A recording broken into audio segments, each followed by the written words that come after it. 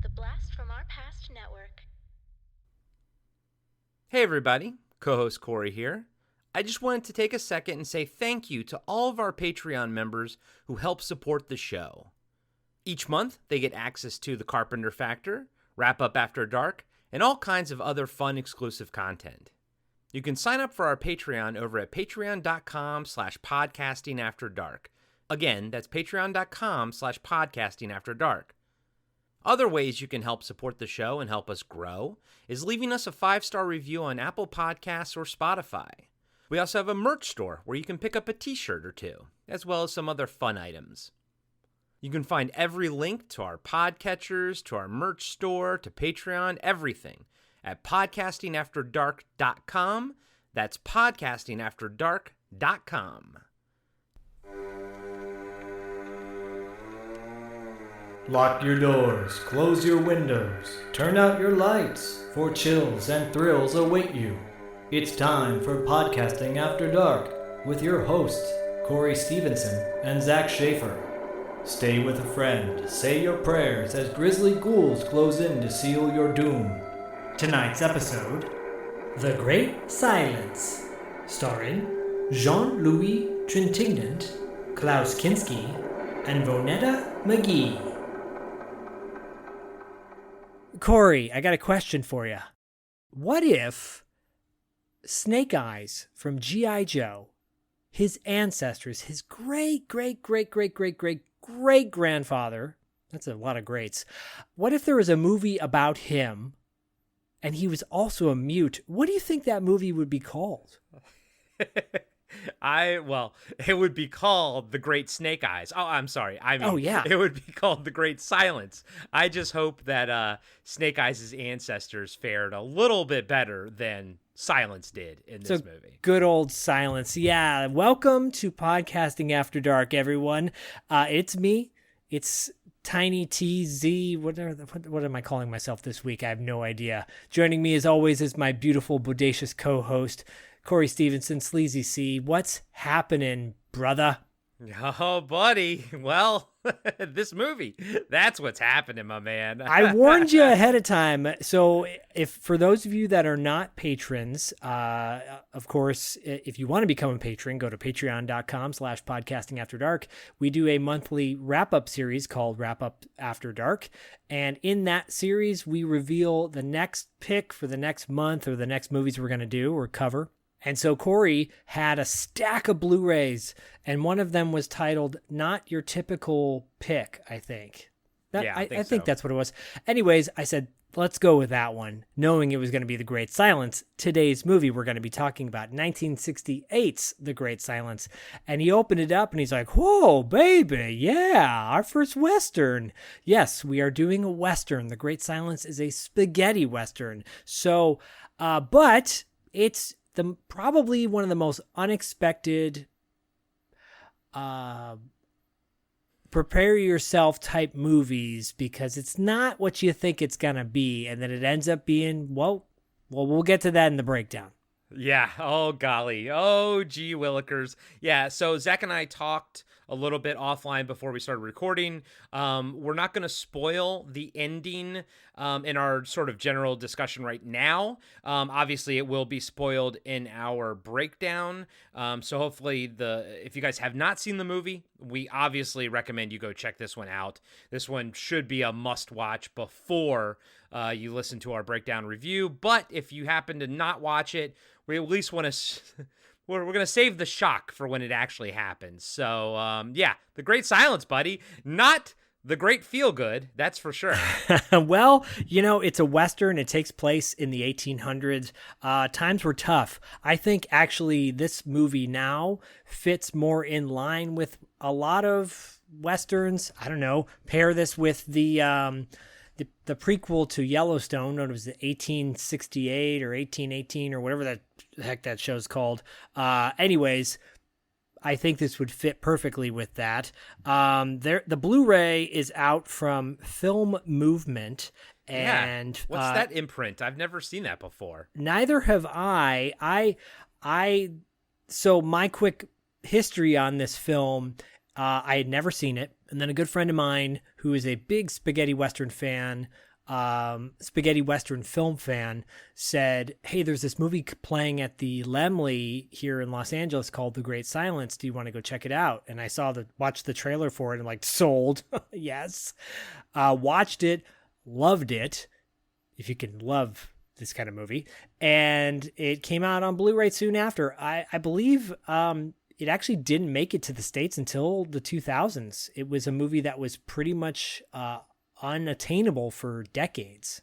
Yeah, the Blu-ray has a nice little 15-minute discussion with Repo Man director Alex Cox, but he also wrote a book about, it's 10,000 Ways to Die or something like that, but it's about spaghetti westerns from the 60s, 70s, and maybe early 80s, but the heyday of spaghetti westerns. So there was a nice little interview with him on this, and yeah, I believe that this movie did not come out in the States. I believe that Zanuck bought it, the rights to it, so that Clint Eastwood could make a remake of it, but apparently watching it, he kind of basically, threw his cigar down in disgust, and they actually never made the remake. And because he didn't like the movie, they didn't even get the distribution rights to release it here in America anyway. So yeah, this amongst spaghetti Western fans is considered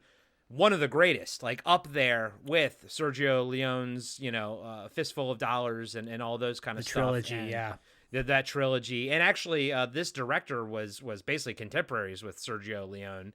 And but yeah, this one is widely considered one of the best, but also, was not viewed a lot and everything. So like a good cult movie should be. And I'll just throw it out real quick. I've never seen it, never even heard of it. Obviously I heard of Klaus Kinski, but right away I'll just say Westerns in the snow, I love them just as much as I love Batman in the snow, Star Wars in the snow, horror movies in the snow. I love snow movies so much, and it's so kind of rare to get a Western, in the snow and everything. Yeah. And I really, really love the aesthetic of this movie. Yeah, I chose this movie for several reasons. One, it being considered one of the greatest spaghetti westerns of all time, which I'm in total agreement with.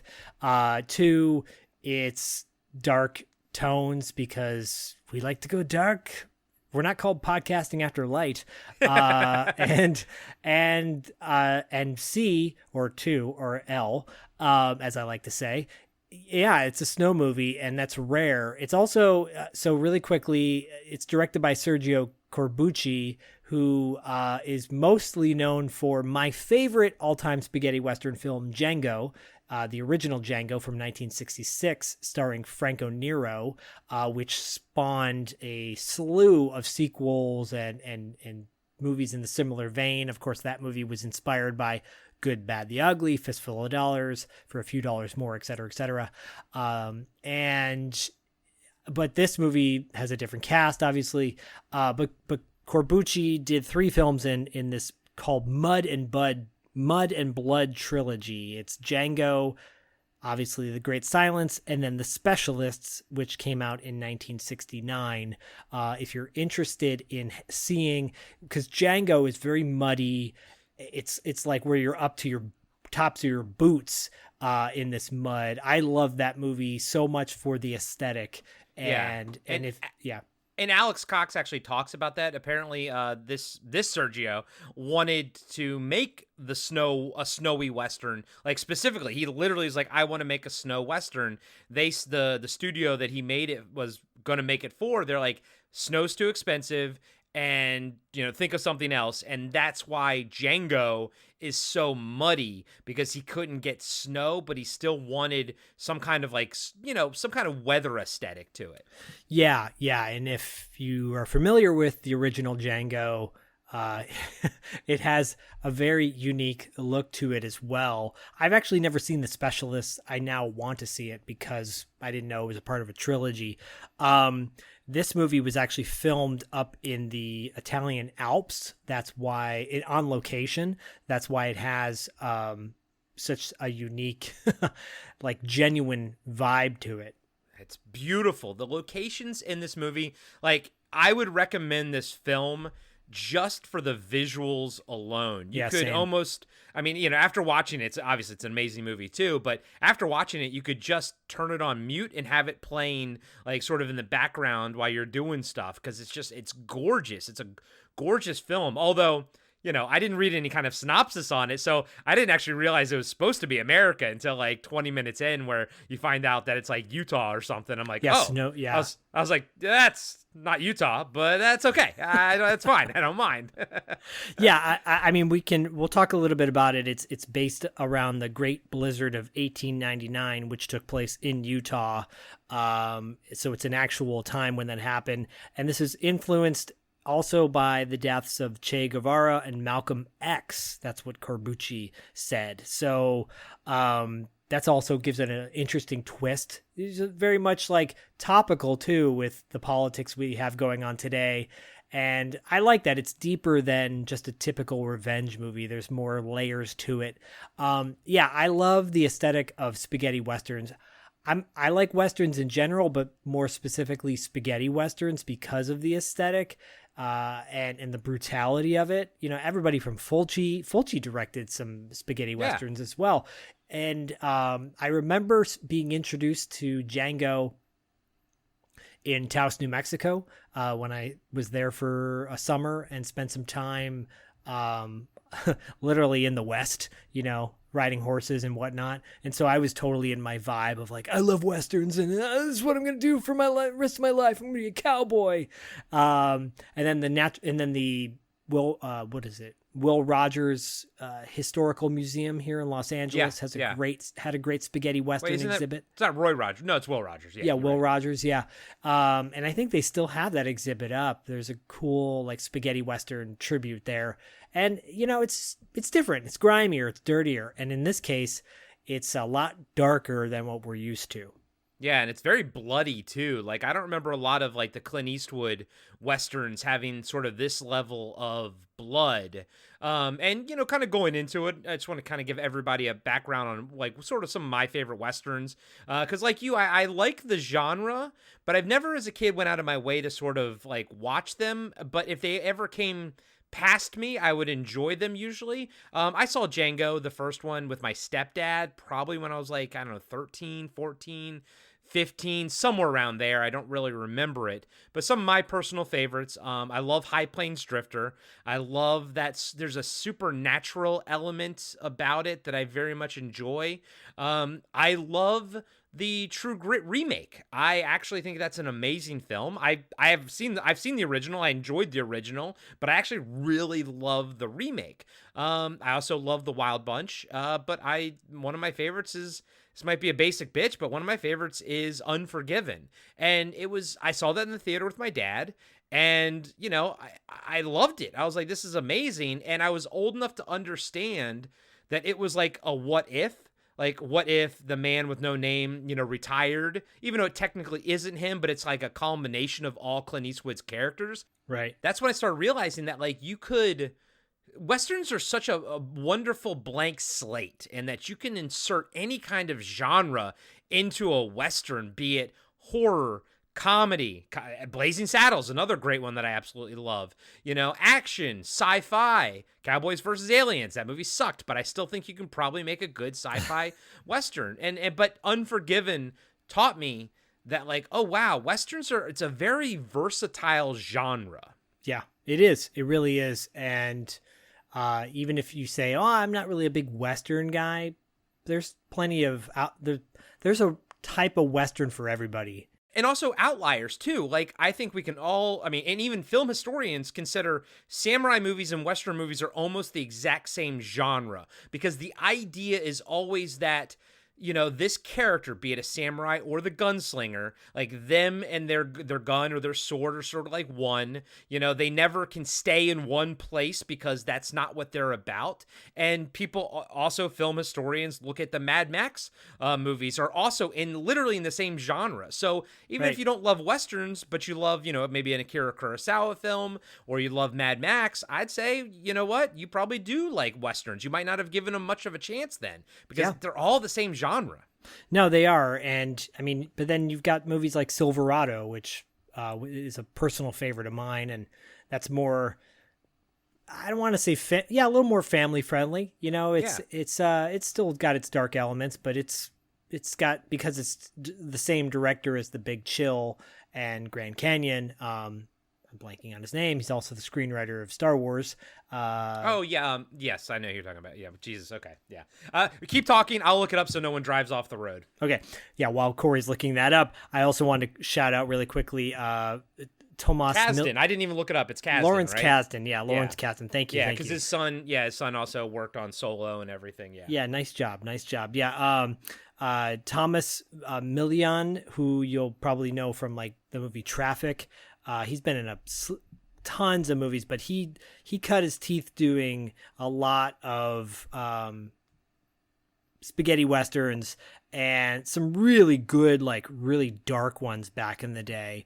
So I highly recommend. Anchor Bay actually put out a box set of spaghetti westerns. I believe they put out 2, or Blue Underground might have put out 1 as well. I have both of them down here somewhere. They put out like the 4 Horsemen of the Apocalypse.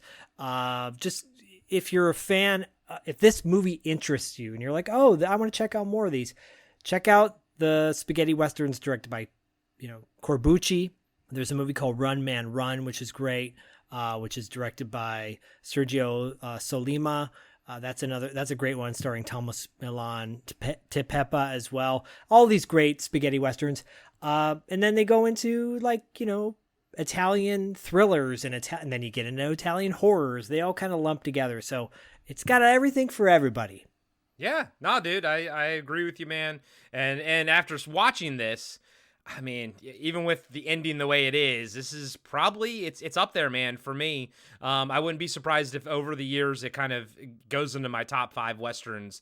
It's quite spectacular. This movie is sweeping. It's epic, even though it's not like a big movie, but the locations and the visuals just lend itself to this giant, sweeping, epic feel to it. But the story is actually kind of small, that's when you think about it, that's kind of perfect. It's not hard to follow. It's easy to follow, but at the same time, it feels very grand. It really does. Specifically, like it feels like, and by that I mean, it feels like stuff came before it, like in this world that they've created. There's backstory, people existed before, and it feels like after this movie's over, things are going to sort of keep happening. And I, as far as world building and everything goes, that's the kind of shit that I love, and this movie does that in spades. Yeah, sure does. Let's get to the cast and crew. The director, obviously, we mentioned Corbucci. Playing Silence is Jean-Louis Trintignant, I believe is how you say his name. And if I bastardize that, and it's in the intro too, apologies. So he is a legendary French actor who has been in, oh my gosh, over 140 movies, almost 150. He passed away in June of 2022 at the age of 91. So actually not that long ago. No. But he's been in so many well-received films, mostly French films, I believe, all French films. Jean-Louis plays Silence. Yeah, I know. And going through like his IMDb and everything, I don't recognize any of them. So like not a single movie. No, but you'll recognize Klaus Kinski, who Of plays course. Loco. And I mean, we don't need to say much more than we've already said about Klaus because we covered the documentary My Best Fiend and Android as well. And we might get to a Herzog film down the road. I'm considering picking one just for shits and giggles. Frank Wolff plays Sheriff Burnett. And Frank, who's by the way, you could also call him Elliot Gould's stunt double. He's been in a lot of great movies, and one of my all-time favorite Westerns, probably my number 2 all-time favorite. No, you know what? Django's my number 2. My number 1 is Once Upon a Time in the West from 1968. Okay. If you've never seen that, put that at the top of your Western list. It is incredible. It's got Charles Bronson, Henry Fonda. It's got Jason Robards and a very beautiful Claudia Cardinal, who's just amazing in it. And Woody Strode. It's epic. Sergio Leone. It's so good. I watched it back in the day. It was when I watched Wild Bunch. In high school, I went through a Western, phase, and I think I only made it through those two movies. Like wanting to see pivotal Western films. But yeah, I watched that back then. I need to do a rewatch of both of them, to be honest with you. Yeah, for sure. Vonetta McGee plays Pauline. And we saw her in Repo Man. We saw her in Repo Man. She was also in Blackula and Shaft in Africa. The Eiger Sanction, which is a really cool Clint Eastwood film. Yeah, she's great. She is really great.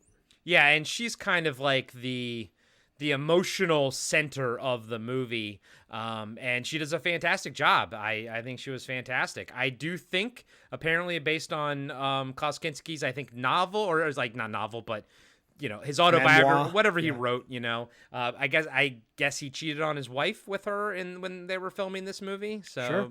Yeah, awesome. Did he pop the pimple on her face when there was an extreme close up? I noticed that as well. I did. You ever done that? You ever kiss somebody and you're stroking their face, maybe in high school or whatever, and you're like, oh, can I just pop that?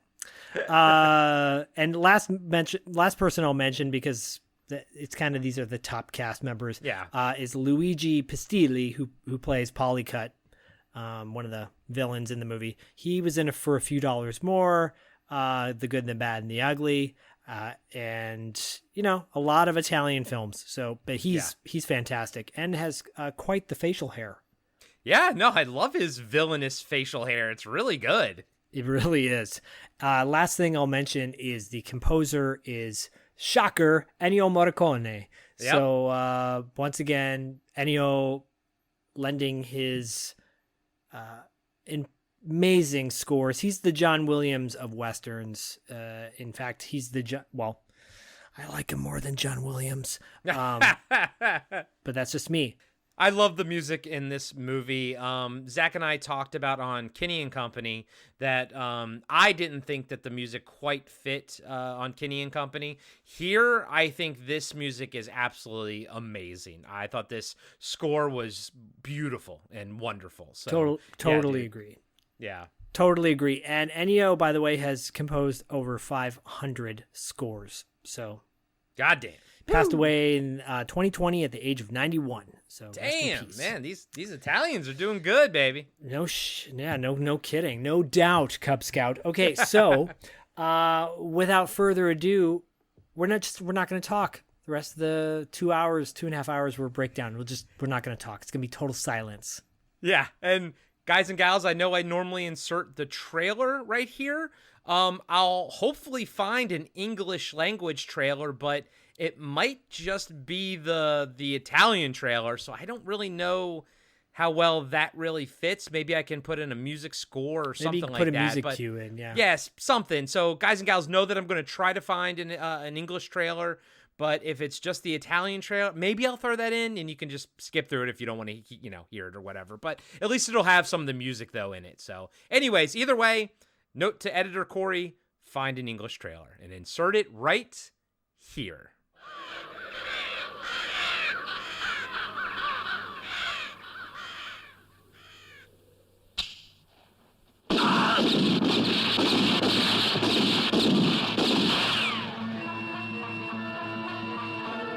C'è un uomo che fa tremare i cacciatori di taglie quando lo incontrano. Lo chiamano silenzio, perché dopo che è passato lui, resta soltanto il silenzio e la morte.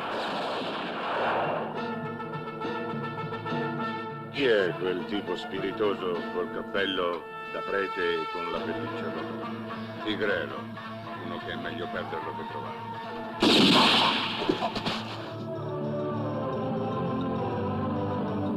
Si tratta di Tigrero. Ha ucciso mio marito. Ditemi quanto volete. Senti, Muto, speri che io estragga per primo, vero? Perché non ti lascerò fare il furbo più di me. È un nemico dei bounty killer. È un illuso che crede di rimettere a posto il mondo con la pistola. Ma è venuto per uccidere te.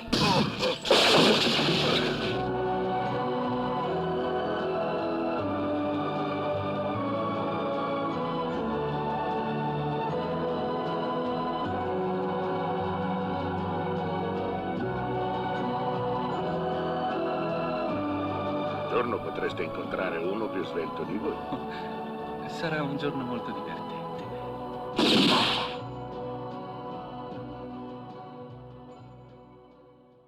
Great Silence opens with no fanfare, no title card, nothing. Not yet, anyways. Cold open, literally and figuratively. Yeah. Opens in the snow. Camera pans across a snowy field, and there's a guy with a rifle hiding behind a tree. And you see another man hiding behind another tree. Quick shot of a man coming down out of the mountains on a horse in the snow. It's a great shot, by the way. Just the opening scope is just beautiful. There's no bad shots in this movie. There's not one bad shot in this movie. Camera zooms out from the guy on the horse to see just a huge snowy mountain landscape. The men in the snow are still watching him. You now see 3 men with their guns drawn. There's actually 4, but you see 3 in the beginning. Cut back to the man on the horse as he surveys the land. He slows down slightly to see birds flying off in the distance. They're crows. He looks cautiously, stops on his horse, slowly pulls his glove off his hand, and goes to grab his gun, which is in a wooden holster clip. Yep. It's like a little Ruger, like a... Not a Ruger. So the gun that he specifically has is a Mauser C96, which was first produced in 1896, which is technically 2 years before this movie takes place. And it's awesome because the gun itself fits into its own stock. Like what he's pulling it out of this metal holsters, actually you find out later, is the stock of this gun. And this is one of the first machine pistols ever made. So it's not a hammer, cocked hammer. It's actually a machine gun, but a pistol version of a machine gun. It's badass. Yeah, very badass. And I'm just gonna say this one thing: the cinematographer is Silvano Ippoliti. He was the cinematographer for Caligula. Oh, well, there you go. Yeah, great shots. Great shot. Helen Mirren. Helen Mirren. And then suddenly out of nowhere, he blasts the 3 men. 1, 2, 3, dead. Shoots them all dead, each in the head. Yeah, like everything he does here is a brain shot. And by here, I mean the rest of the movie. Like most of his kills, like he's like the saint of killers from the Preacher comic book and the TV show. Like every shot is a kill shot. Like he just lands them right between the eyes. He's amazing. He'd be a great zombie hunter. Yeah, dude, he would be. Right. And be great for that movie. What is that? Be Quiet or whatever that movie where you can't talk. Oh, Quiet Place? Yeah, he'd be perfect for that. Yeah, he would be. Seriously. Quiet Place. So yeah, shoots all the men in the head except for one who still has his gun drawn on him. And suddenly that person calls out, "Wait! I surrender! Don't kill me! Silence!" And that's when it's revealed that the man that shot them all is Silence. He goes, I won't do it again. I'm through with bounty hunting, I swear. The man walks over to Silence with his hands up high. Silence shoots his thumbs off. Shoots both of them. Both of his thumbs off. At that point, the man tries to shoot Silence, but he can't. The man screams. He's like, "Damn you, you crippled my hands." The man tries to pick up a gun, but in the distance, a man with a rifle shoots the guy. Suddenly, out from where that guy... the guy with the rifle shot, a group of men come out. There's a leader there. His name's Walter. He's got a big beard. Okay. He tells everyone to come out of the mountains and start walking down to Silence and not to be afraid. This is funny because the man walks up to... So there's 2 versions really quickly. 2 versions that you can listen to on the Blu-ray or even on the, wherever you buy it digitally. Get the physical copy though, please. But there's an Italian version and an English dub version. The English dub version's really good. Like the actors, the dubbing is pretty spot on. So I highly recommend you listen to that one. Just it's fun. It reminds you of any good spaghetti western. Yeah, and just throw it out there. Obviously, I watched this twice. The first time I actually watched it with the subtitles on, and then the second time I watched it with the dubbing. And I noticed some changes in the actual dialogue. Yeah. I'll call it out when it happens. There's not much, but there was a couple things, so I'll call it out when it happens. But yeah, I'd say that watch the dubbed version. They do a great job with it, and honestly, I found the dubbed version to be less distracting, and I don't mean from like a subtitle point of view, but like my wife was catching it too, and she's like, is that guy supposed to be like Mexican? Like, what's his accent? And I'm like, yeah. Whereas I think the dubbed version, it makes it feel more like it takes place in America, is what I should probably say. Because with the subtitle version, the original language version, it creates this disconnect, and I think that's why I was like, oh, this is supposed to be Utah. Like the visuals aren't matching, the sound isn't matching, So yeah, the dub version is definitely solid. Yeah, and even Klaus Kinski sounds a little bit like Klaus Kinski, even though it's not. Yeah. He sounds more like Klaus Kinski in the dubbed version than he does in the subtitle version. Yeah, which I think he's dubbed in the subtitle version. So yeah, there you go, because he's German, obviously. Anyways, man comes down. The man with the beard, Walter, comes down. And he goes, "You bagged those polecats just in time." And he says, "We're gonna give you some money. You earned it."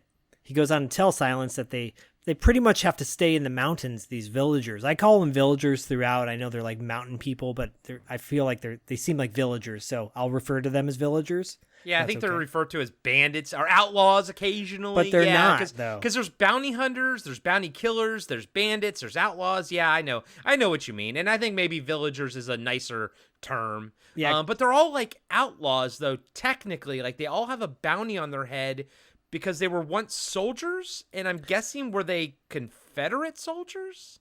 Potentially, yeah, because they're basically staying up in this section of the mountains to evade the bounty hunters that have been looking around, because when the bounty hunters get them, they pretty much kill them instantly.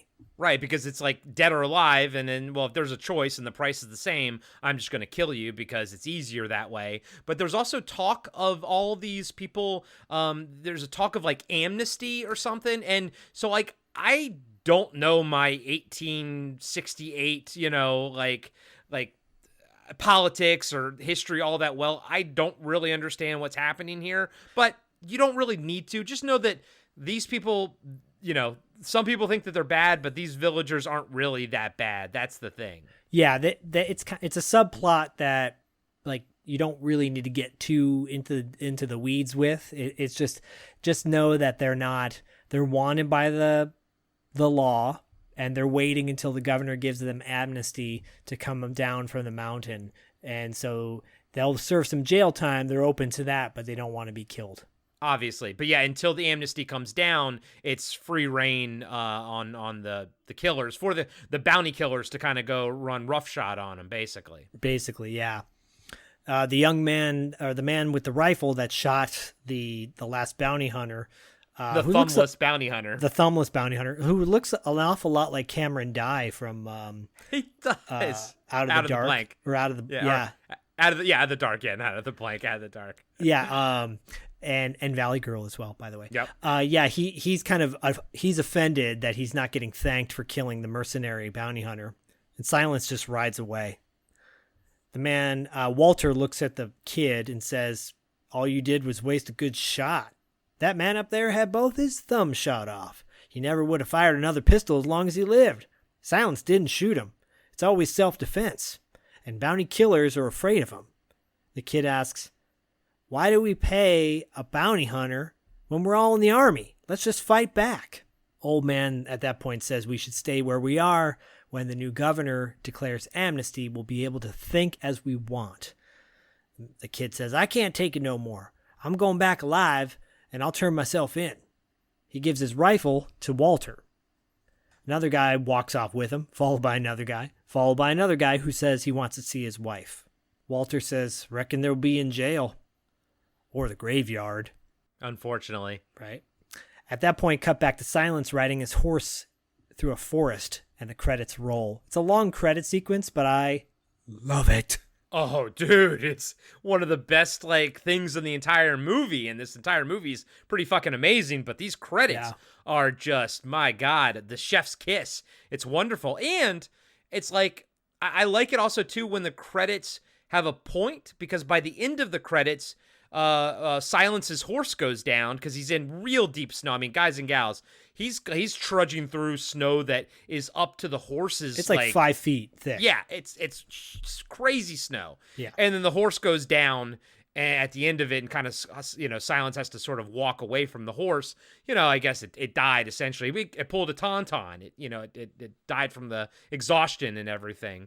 But I like that. I like it when the credits also have a point to the story too.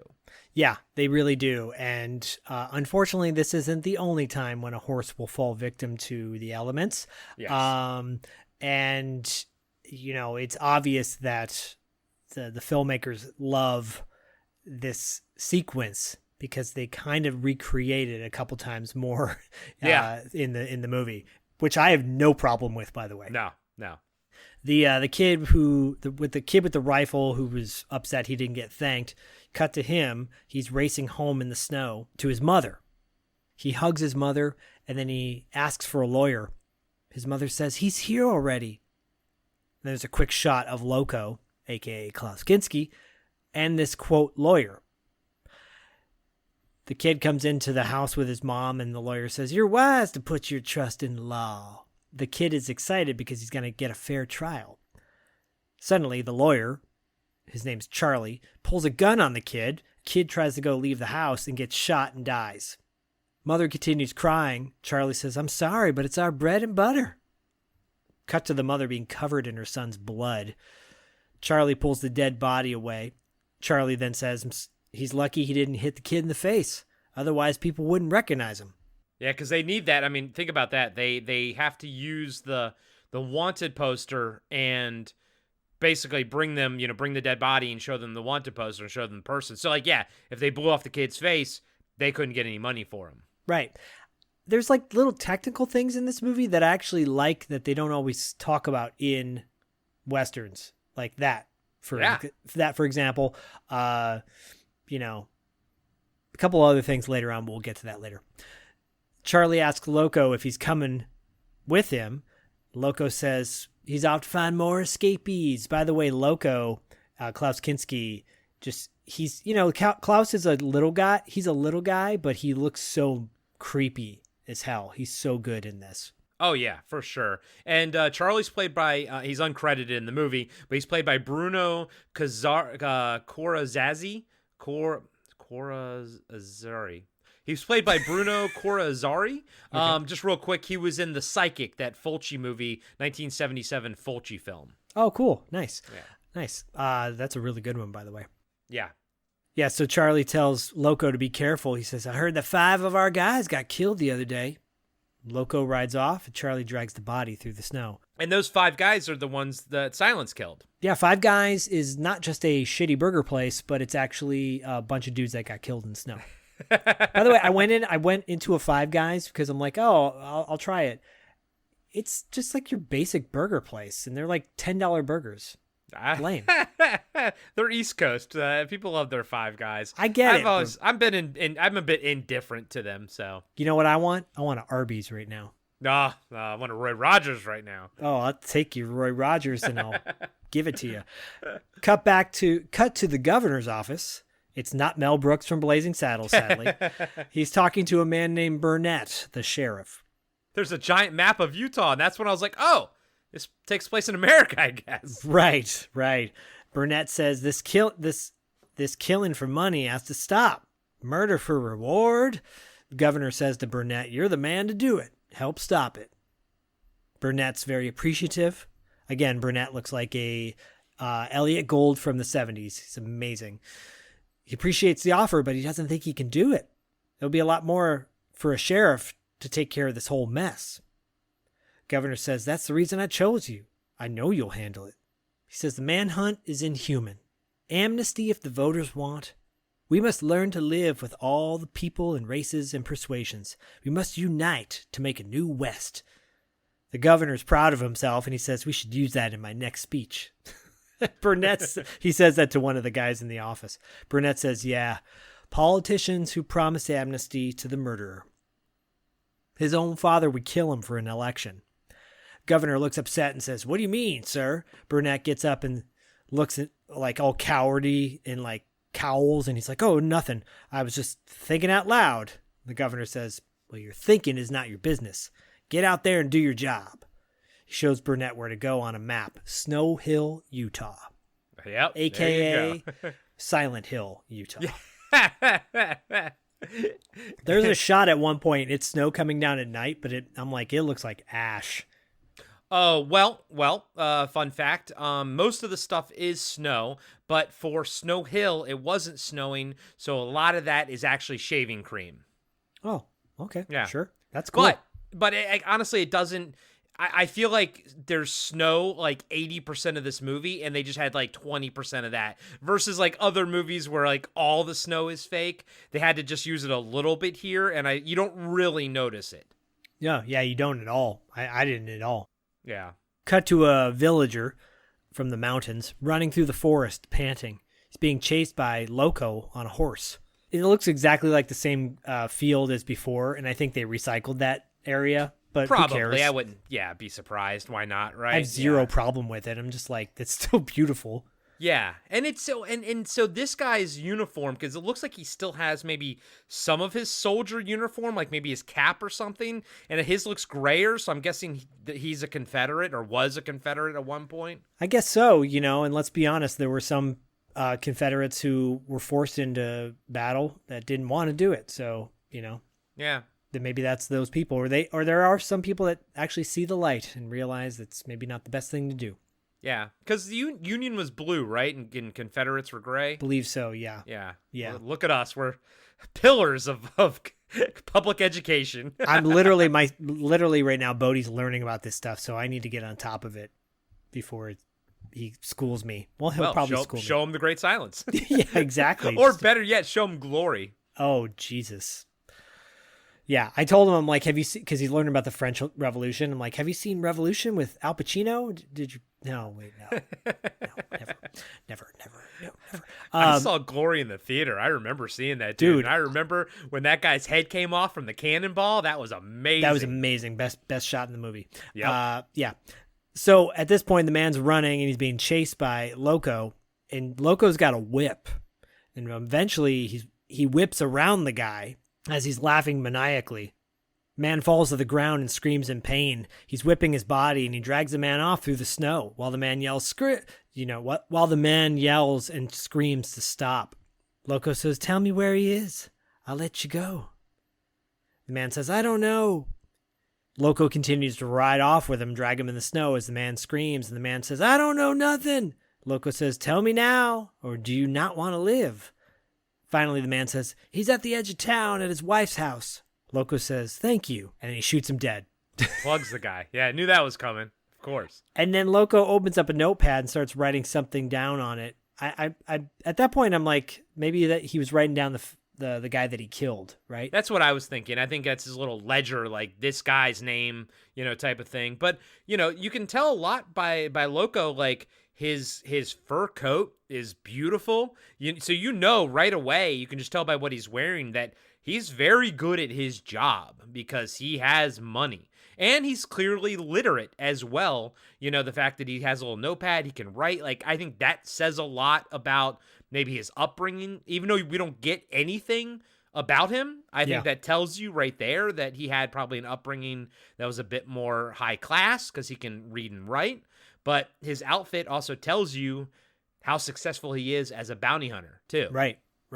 And speaking of outfits, Silence, who you're about to see just now, has this cool fur around his jacket. It looks like long hair, actually. Well, and someone later refers to it as the lady's coat. So I think he's wearing a preacher's hat, because I think it's the sheriff asks, who's the guy in the preacher's hat and the lady's coat? Like, so, he looks cool.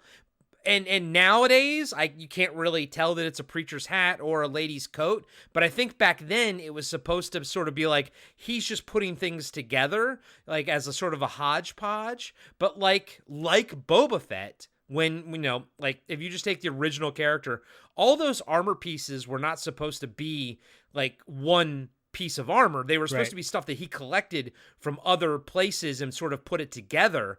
That's the kind of the idea with this. But what you have is the whole, what the end result looks like is that Silence looks awesome. Looks absolutely amazing. Like his outline is really cool looking because of that feather, like that furry feather thing that he has, the coat and everything. He's just like, it looks really, really cool. Really bad. Yeah, I agree. So from that scene with Loco earlier, you cut to a town, the beginnings of a town, and there's a dog barking at a man walking through the snow, and it's Silence. Silence is walking through this little town. He's walking past gravestones. He walks past the mother of the kid who was shot earlier. And there's a priest there with her. And I think he is Union because he's got the blue cap on. Right. Yeah, agreed. Yeah. He's giving the last rites to the mother as the son was buried. The man walks over to Silence, who's waiting nearby, and says, "If you're waiting for the train, sir, I'm afraid it's going to be a while. It's been snowy up here and heavy in the mountains. It's sure to be late." He asks Silence if he wants something to eat. Silence gives him money to make some food. Silence is smoking a little cigarillo. I love those. Yeah. And the mother walks over and says, I know who you are, stranger. You're the one who helps fight and defend the innocent, defend justice and injustice. My son was innocent too. They took advantage of me and shot him dead like so many strangers. And she says, one of the killers rolled on, but the other's still in town. She gets down on her hands and knees and starts praying to him. And she basically begs him to kill the killer. And she's like, don't say no. And she even says she'll give him, as payment, give Silence her son's horse, which, that's perfect because Silence's horse died. Exactly. And, this is not the first time. There will be multiple times in this movie where people know who Silence is, and it's, just like, oh my God, how, but that's kind of like, that's another thing about these Westerns movies and spaghetti Westerns and this genre. I mean, it's supposed to be larger than life. So I kind of like the fact that everybody knows who he is when they see him, where in reality, you wouldn't know, you know what I mean? But I like the fact that they know him. Yeah, he's got a reputation. He's got a heavy rep. Yeah, baby. Cut to Charlie eating in the local, and this is really a hard scene for me, in the local saloon. And he's eating a piece of chicken like a pig. It's ASMR to the highest degree. If you have a issue, I cannot stand, one of my biggest things I cannot stand is listening to people chew their food. And you hear it. A lot of it. Yeah. No, this is the most disgusting scene in the entire movie. Charlie is a filth monster, and he's eating this oily, greasy chicken that looks delicious, by the way, but he's eating it with his hands, and he's like literally shooting snot rockets out of his nose as he's eating, wiping his hands off on his fur coat. I'm sure the costume designer's like, oh, I'm gonna have to get that cleaned. And then he's even like touching his hat and everything as food is falling out of his mouth. I'm with you, dude. I can't stand the sound of people eating. Like, I hate it. And this was insane. This scene was insane. It's insane. He's talking. He's delivering lines with a full mouthful of chicken, pieces of flesh falling out of his mouth. So if you think about it, the dubbing is amazing in this scene because they capture it perfectly. And he's basically talking to himself. There's other guys in the saloon, and it's the sheriff and his deputies of the town. But the man is talking to them, but he's kind of just talking to himself too. He's talking about how his doctor needs to check his blood, but he doesn't want to have his blood checked, and the sheriff and the men at the table are kind of backing him up. They're like, yeah, we don't want anybody checking our blood. Suddenly the door opens and in walks Silence. Charlie yells to shut the door, and he threatens. He's not looking at Silence, by the way. He threatens Silence if he doesn't, basically shut the door or else. And the other guys in the saloon tell Charlie to calm down. The sheriff says, don't bully anybody now, Charlie. Charlie says, "I don't bully, Sheriff." At that same moment, he pulls his gun out and says, "If I plan to pick a fight with someone, I'll kill him." He turns to shoot Silence, but at that point, Silence has already shut the door and shoots Charlie dead. So 3 men walk over to Charlie's dead body. Silence picks up Charlie's gun and tosses it to the sheriff and walks out. One of the deputies asks the sheriff if they should arrest him. The sheriff says, "Nope. Charlie provoked him and drew first. He had it coming. Stranger shot him in self-defense. It's a pretty good way to kill someone and do nothing about it." Deputy said, "He's pretty fast, but that guy was faster than the devil." Sheriff says, For all I know, he is a devil." They look out the door and in walks the mom from earlier. She looks down at Charlie's dead body and she spits on him. Yeah. So this sets up what Silence's MO is. And that's he never shoots first. He always like kind of provokes the person and then, causes them to draw. And so that way when Silence kills them, it's always on the up and up. It's a fun little loophole that it's so logical. It makes so much sense that it's shocking that I've never seen this done in a movie before. Like this is the first time that someone's come up with this. Is genius.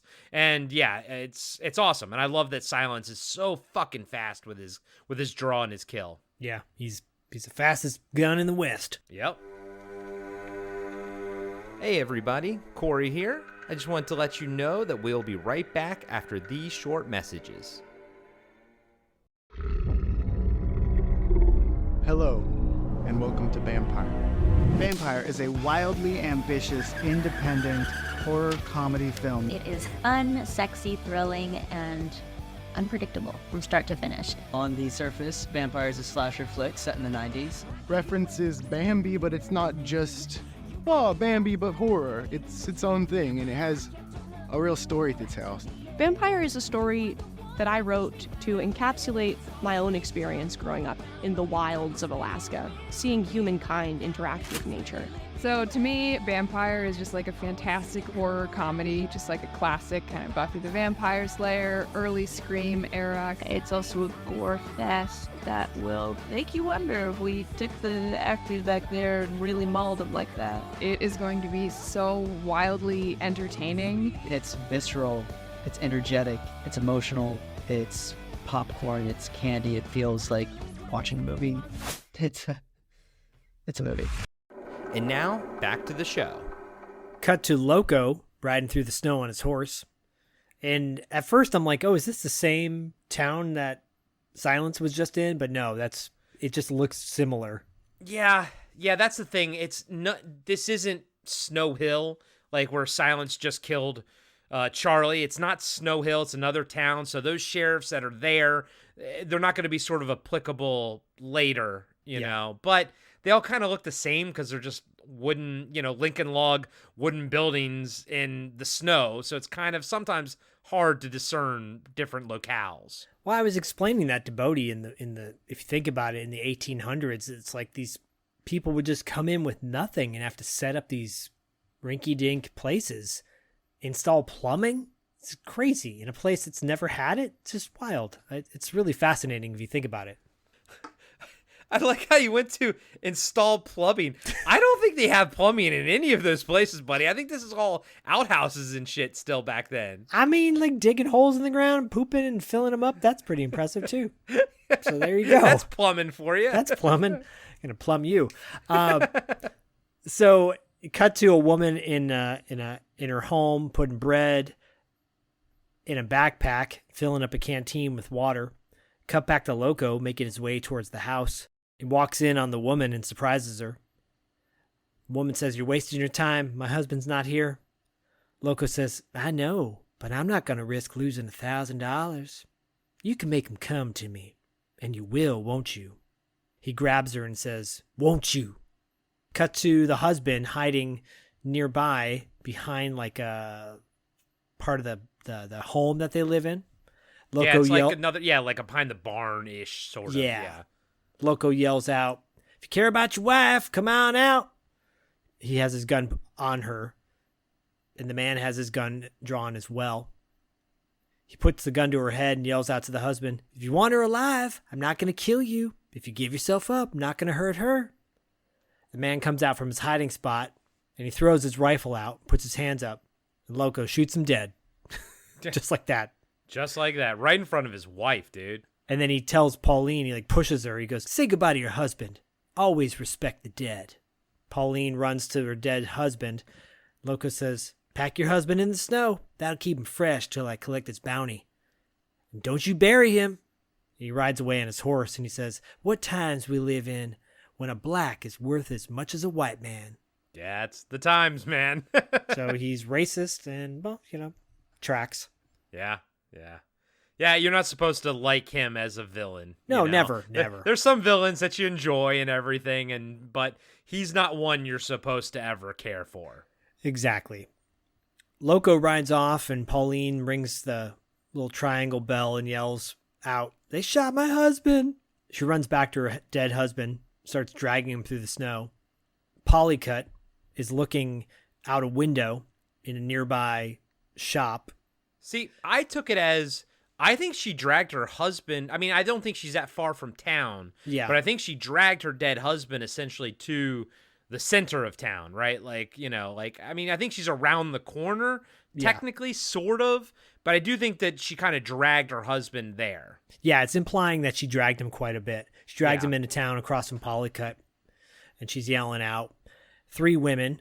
One who I've referred to as Big Red for half the movie until I found out her name's Regina. Regina, yeah. So you find out her name's Regina, yeah. I get it. but she's like same thing happened to me with Godzilla with the reporter. It's so funny when you don't actually get their names until halfway through the movie, and then you can actually start referring to them as their names. Right, and thank God for subtitles, because sometimes it'll just say the name next to it, Yeah, it'll say Regina Colon, and then you're like, oh, who's talking? Oh, the redhead. Okay, that's Regina. Redhead. Got it. All right. So it's 3 saloon women that come over to comfort Pauline while she's holding her husband in the snow. Polycut's watching on, and then Regina yells at Polycut and says, "His blood is on your hands." She picks up a clump of dirt and throws it at the window. And then Polycut says, "I only perform my duties as the law specifies. Maybe Pauline's in dire straits. I'll supply anything she wants." And Regina says, "Button your pants, you dirty old goat. When the sheriff gets here, he'll fling you in jail." Polycut slams the door shut, and she walks off. And then you quick cut to a guy named Martin, who's her Polycut's kind of pervy assistant, looking out the window like he's jerking off. He's just yeah. Yeah, he's the one that gets knocked out the window later, right? Oh, he's got a great kill. Yeah. For sure. Well, he's barbecue boy. I know. Cut to the Sheriff Burnett riding his horse in the snow. Not doing so well, actually. He's kind of struggling on his horse, and he's wearing like a soldier's outfit too. Did you notice that? Yeah, it seemed like I that. did. Yeah, like it's a flat brimmed hat. It looks right. more now what I think park rangers would wear. Right. Yeah.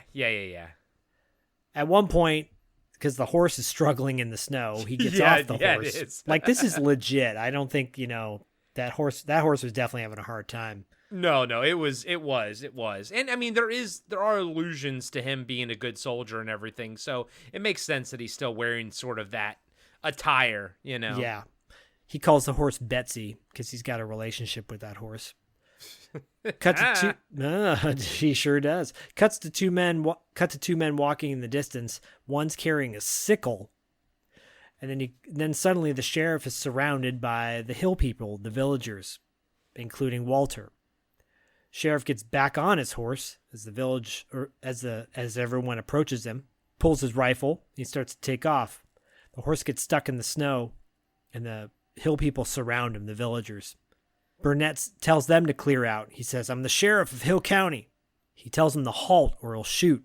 Pulls his rifle out at that point. Walter tells him, "Your gun's frozen. Frozen rifles aren't going to do anything out here, Sheriff. You got to learn to keep your guns nice and warm." Burnett turns his rifle around so he's holding it up like a, big piece of wood, like he's going to swing it at him like a bat. Walter shoots the rifle out of his hand. Walter says, "Don't worry, we don't want to kill you. We just want your horse. We're going to feed off it for at least a week." And they surround Burnett. Burnett runs off, and the villagers surround the horse. getting ready to kill it. Dude, I knew they were going to fucking eat it when they were like, we don't want you. I don't blame them. Yeah, we want your horse. And I do like Burnett's got like this little thing is like, well, there's too many of you to ride it. And he's like, we ain't going to ride it. We're going to eat it. I was like, I knew it. I knew he was fucking going to say that. Yeah. I mean, they're not going to eat each other unless they already have. Yeah. I don't think they're in that dire straits yet. I don't think they're Donner Party quite yet. That's true. They're not brothers in eating arms, dire straits.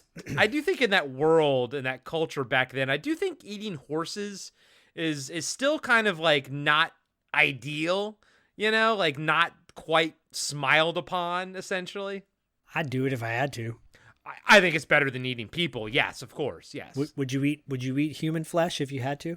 If I had to, yeah. If it was like me or dying or not dying, like in alive or something, yeah, of course. I'd eat butts all day. Sure.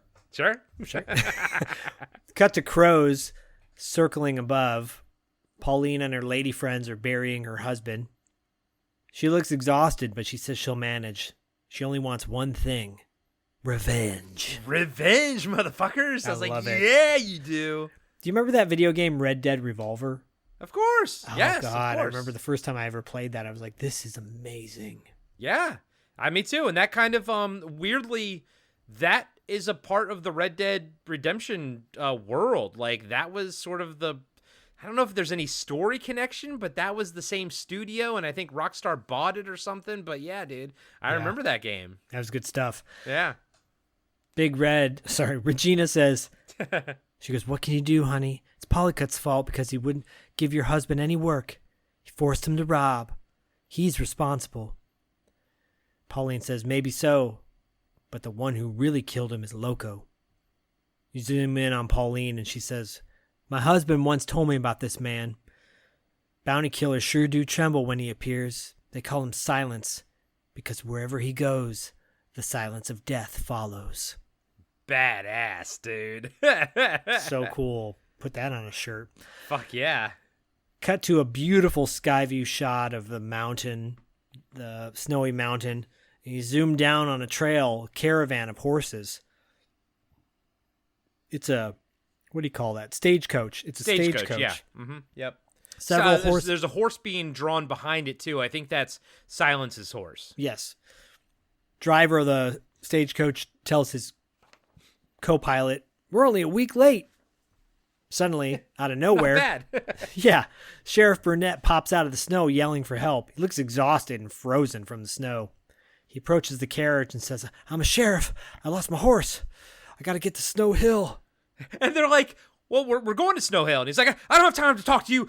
I need to get to Snow Hill. And whatever that takes, get me there. And they were like, but we're going to Snow Hill. Yeah, he goes, I don't give a damn. That's what he says. He's not listening to them at all. He hops inside the carriage to get warm. And as he's getting warm, he looks up because he like storms into the carriage. He looks up and Silence is in the carriage with him. Silence just looks at him and smiles. Sort of smiles, smirks. Burnett says, I got to get to Snow Hill. We know. And buddy. then he starts talking. He's a chatterbox. He's like, I guess you're wondering how come I lost my horse. Them bandits there, they got old Betsy. Everything I had was on that horse. Only thing I ever loved. Boing. That's sad. This is when I said, oh, he looks like Elliot Gould. Burnett looks out the window and the carriage rides off. This sequence is amazing, by the way. This is so cool. Yeah. And so I know that Tarantino has said that like multiple inspirations for the Hateful Eight. Oh, yeah. One of them, of course, one of which is The Thing and everything like that. But bro, this stagecoach scene, like I know Tarantino had to have seen The Great Silence. Like this gave me at least the beginning of Hateful Eight. This gave me those vibes of totally. Remember when Samuel Jackson like waves down the stagecoach and everything, and then there's like So I was like, dude, like Tarantino, I'm sure that The Great Silence has some kind of influence on the Hateful Eight. Oh, totally agree. I'm not a huge fan of that film, but there are moments in that film that I really like, and that is one moment that I really like in the Hateful Eight.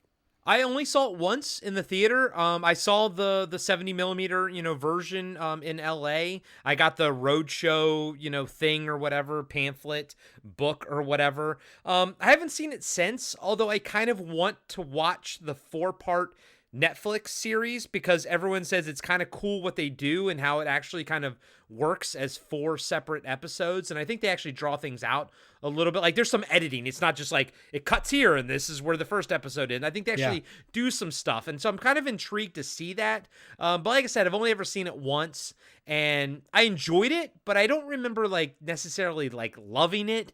But then again, I've only seen, Once Upon a Time in Hollywood once as well. So, I mean, guys and gals, the tour de force, we will get to Tarantino one day. I mean, his movies were influential on both of us in high school and everything like that. So one day we'll get to it. But I feel like, there's a lot of podcasts like the Church of Tarantino that like cover all Tarantino stuff. So I kind of don't feel quite, like that there's this need to get to Tarantino, but we're definitely going to get to him as one of our tours at some point. Oh yeah, we need to. I was just thinking there was a time when I'd say Reservoir, Pulp, and Jackie Brown were the ones that I'd watch on a regular rotation. Those 3, Yeah. Jackie Brown the most out of all 3. But yeah, man, but then after that, I stopped kind of like watching them more than once. I'd watch them once and then I was kind of done.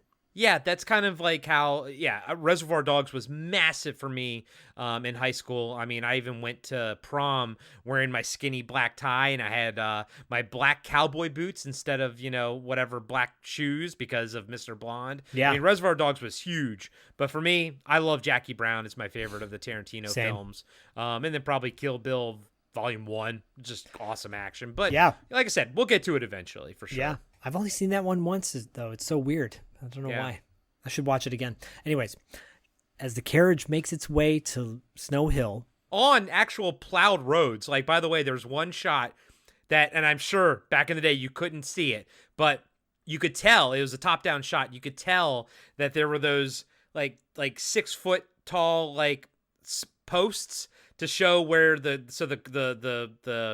snowplow, would know where the road was and everything. I was like, oh, it's very modern, but you only see it because it's a fucking Blu-ray and we all have giant TVs now. I guarantee you they probably didn't even notice in the theater back in the day. It's just, things you got to think about nowadays versus things you had to think about back then. Yeah, nowadays, it's a whole different story. As the carriage makes its way to Snow Hill, though, they kind of make a pit stop in a nearby, I don't know. I put this down as a trading post. Yeah, there you go, trading post. And there's Loco, who's looking out the window of a nearby little saloon. As he's looking out the window, it's next to a bunch of bodies sitting in the snow. He comes out, and so the carriage approaches, and Loco's starting to tie up his dead meat, his dead bodies. The carriage rider and his co-pilot go inside to get some coffee. Loco asks the carriage man and his co-pilot to help him put the bodies on top of the carriage. Silence looks through the window and sees Loco as they drag the bodies to the stagecoach. Burnett's sound asleep. Then he slowly wakes up and looks out the window, and there's a dead body being dragged up right in front of him. It startles him, which is hilarious. It's great. He jumps out of the carriage and he says, "That's no way to transport the dead." He introduces himself to Loco as the new sheriff. Loco says, "I gathered that from your star. I thought you sold meat, but you look more like a sheriff who sells horse meat." Burnett walks over to the driver of the carriage and asks if he's in jurisdiction of Snow Hill County. The man says, "Yep, you can arrest and hang anyone you want." Burnett looks at Loco and says, "The dead should be transported only in coffins of wood or metal."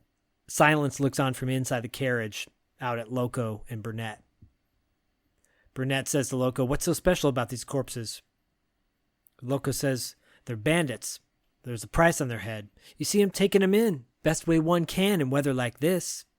He makes his way inside the carriage, sitting across from Silence. They look at each other, and Loco smiles. Burnett gets in, and they ride off to Snow Hill. And probably this scene is more of the Hateful Eight of whatever, but all of it is still the same vibe. Right. When they get in the carriage, Burnett's looking down at a bunch of wanted posters and asks who they all are. And Burnett says, there's only 2. And Loco says, well, there's another one waiting to be buried as soon as I'm paid. Burnett continues to read over the wanted posters and says here, dead or alive. I'll bet you never take them alive. Loco says, they're dangerous men, Sheriff. They're enemies of God and man. And then he says, you might call this a patriotic duty to exterminate them. Silence just glares at Loco. And you see the stagecoach make its way towards Snow Hill. Overhead shots, by the way, of this in this moment are beautiful.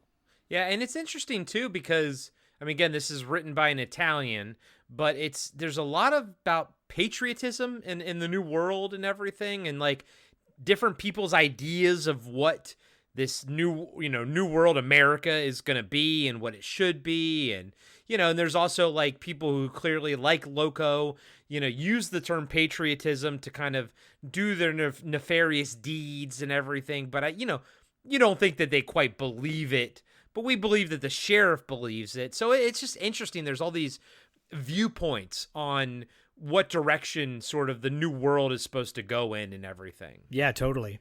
Suddenly, Loco looks out the window and tells the stagecoach rider to slow down and pull over. Yeah, how did Loco know that this was the spot?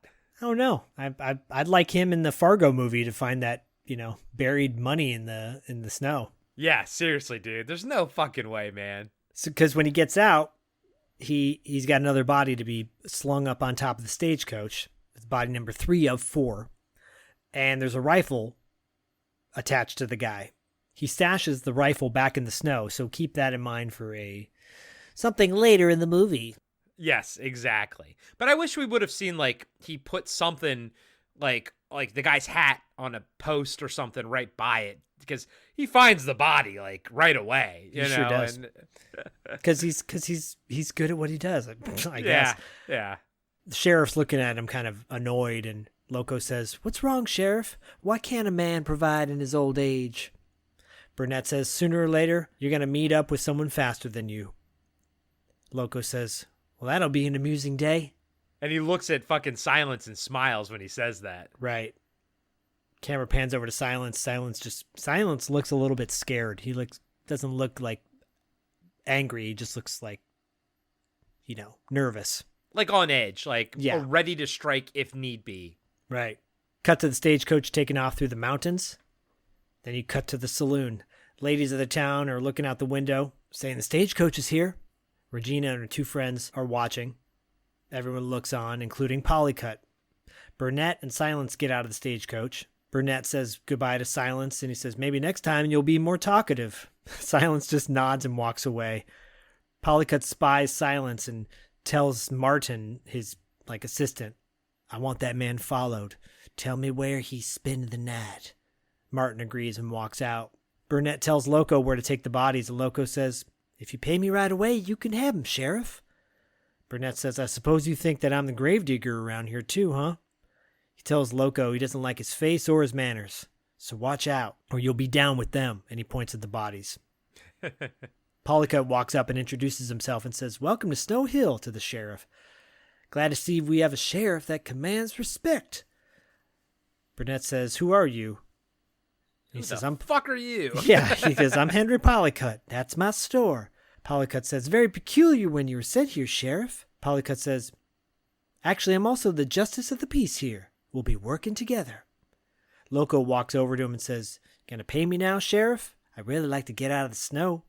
Burnett says, "You get paid in due time. Come to my office tomorrow and get your goods off the street." Loco walks over to Polycut because they're in cahoots. Cut to Silence walking his horse, and you see Martin following in the background.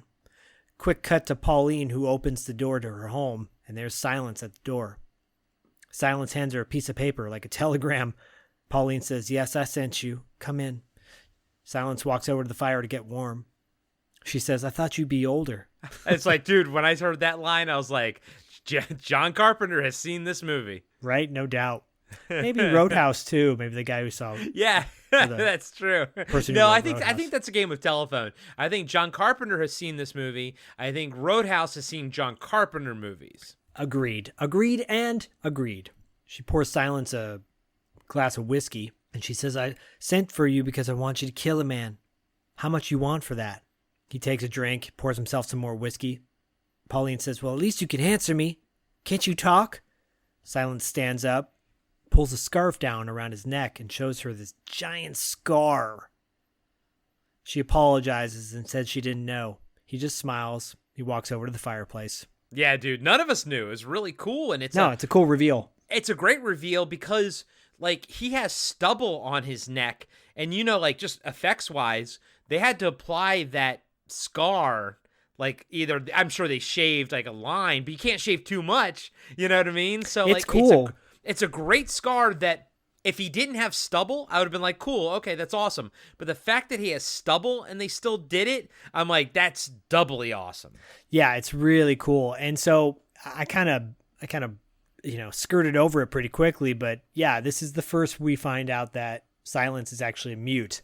Yeah. And we don't know that up until this point. You only know that if you actually read the description of the movie on IMDb, because it says he's a mute. But that's why, like, honestly, like, on my first viewings, I don't even look at IMDb or anything. I don't look at the back of the Blu-ray, nothing. If I've never seen the movie, I'm just going to pop it right in and watch it, because I had no clue that he was a mute until this point. Right. Yeah. No, it's cool. It for those of you listening to this, well, it's a little too late now, but hopefully you felt the same way when you watched it for the first time. Because hopefully, listeners, you'll see what we're going to watch, and you're like, oh, I want to check that out first. You watch it, then you listen to our breakdown. Yeah, that's the hope, because we're always championing these movies, you know, so the hope is that you guys check it out before listening to our review. But if not, well, enjoy the journey. Exactly. He walks over to the fireplace and grabs a piece of paper from a nearby notepad or notebook, and he picks up a piece of charcoal out of the fireplace, and he writes down something on it and then hands the piece of paper to Pauline. It says, $1,000. Who is he? She says, you'll have your money tomorrow or the day after tomorrow. I need a little time to raise it. Loco is the man you want. You'll know him. He came into town on the same stagecoach as you. He killed my husband. He did it for $1,000 too.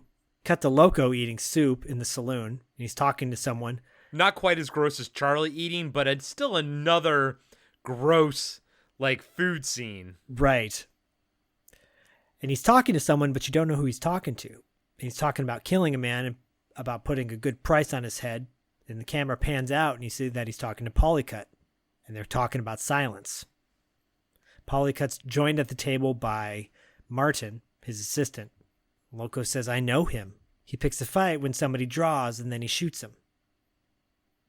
And Loco laughs. He goes, law calls that self-defense. No, I'm no fool. He's too fast for me. Polycut says, but you're the man he's here to get. He's paid by Pauline. He'll pick a fight with you. Loco says, I can control my temper. He ain't gonna kill me in self-defense, puts his thumbs up. And then Loco says, why'd you want to get rid of Pauline's husband? I shot the husband because that's what you paid me for, but nothing more.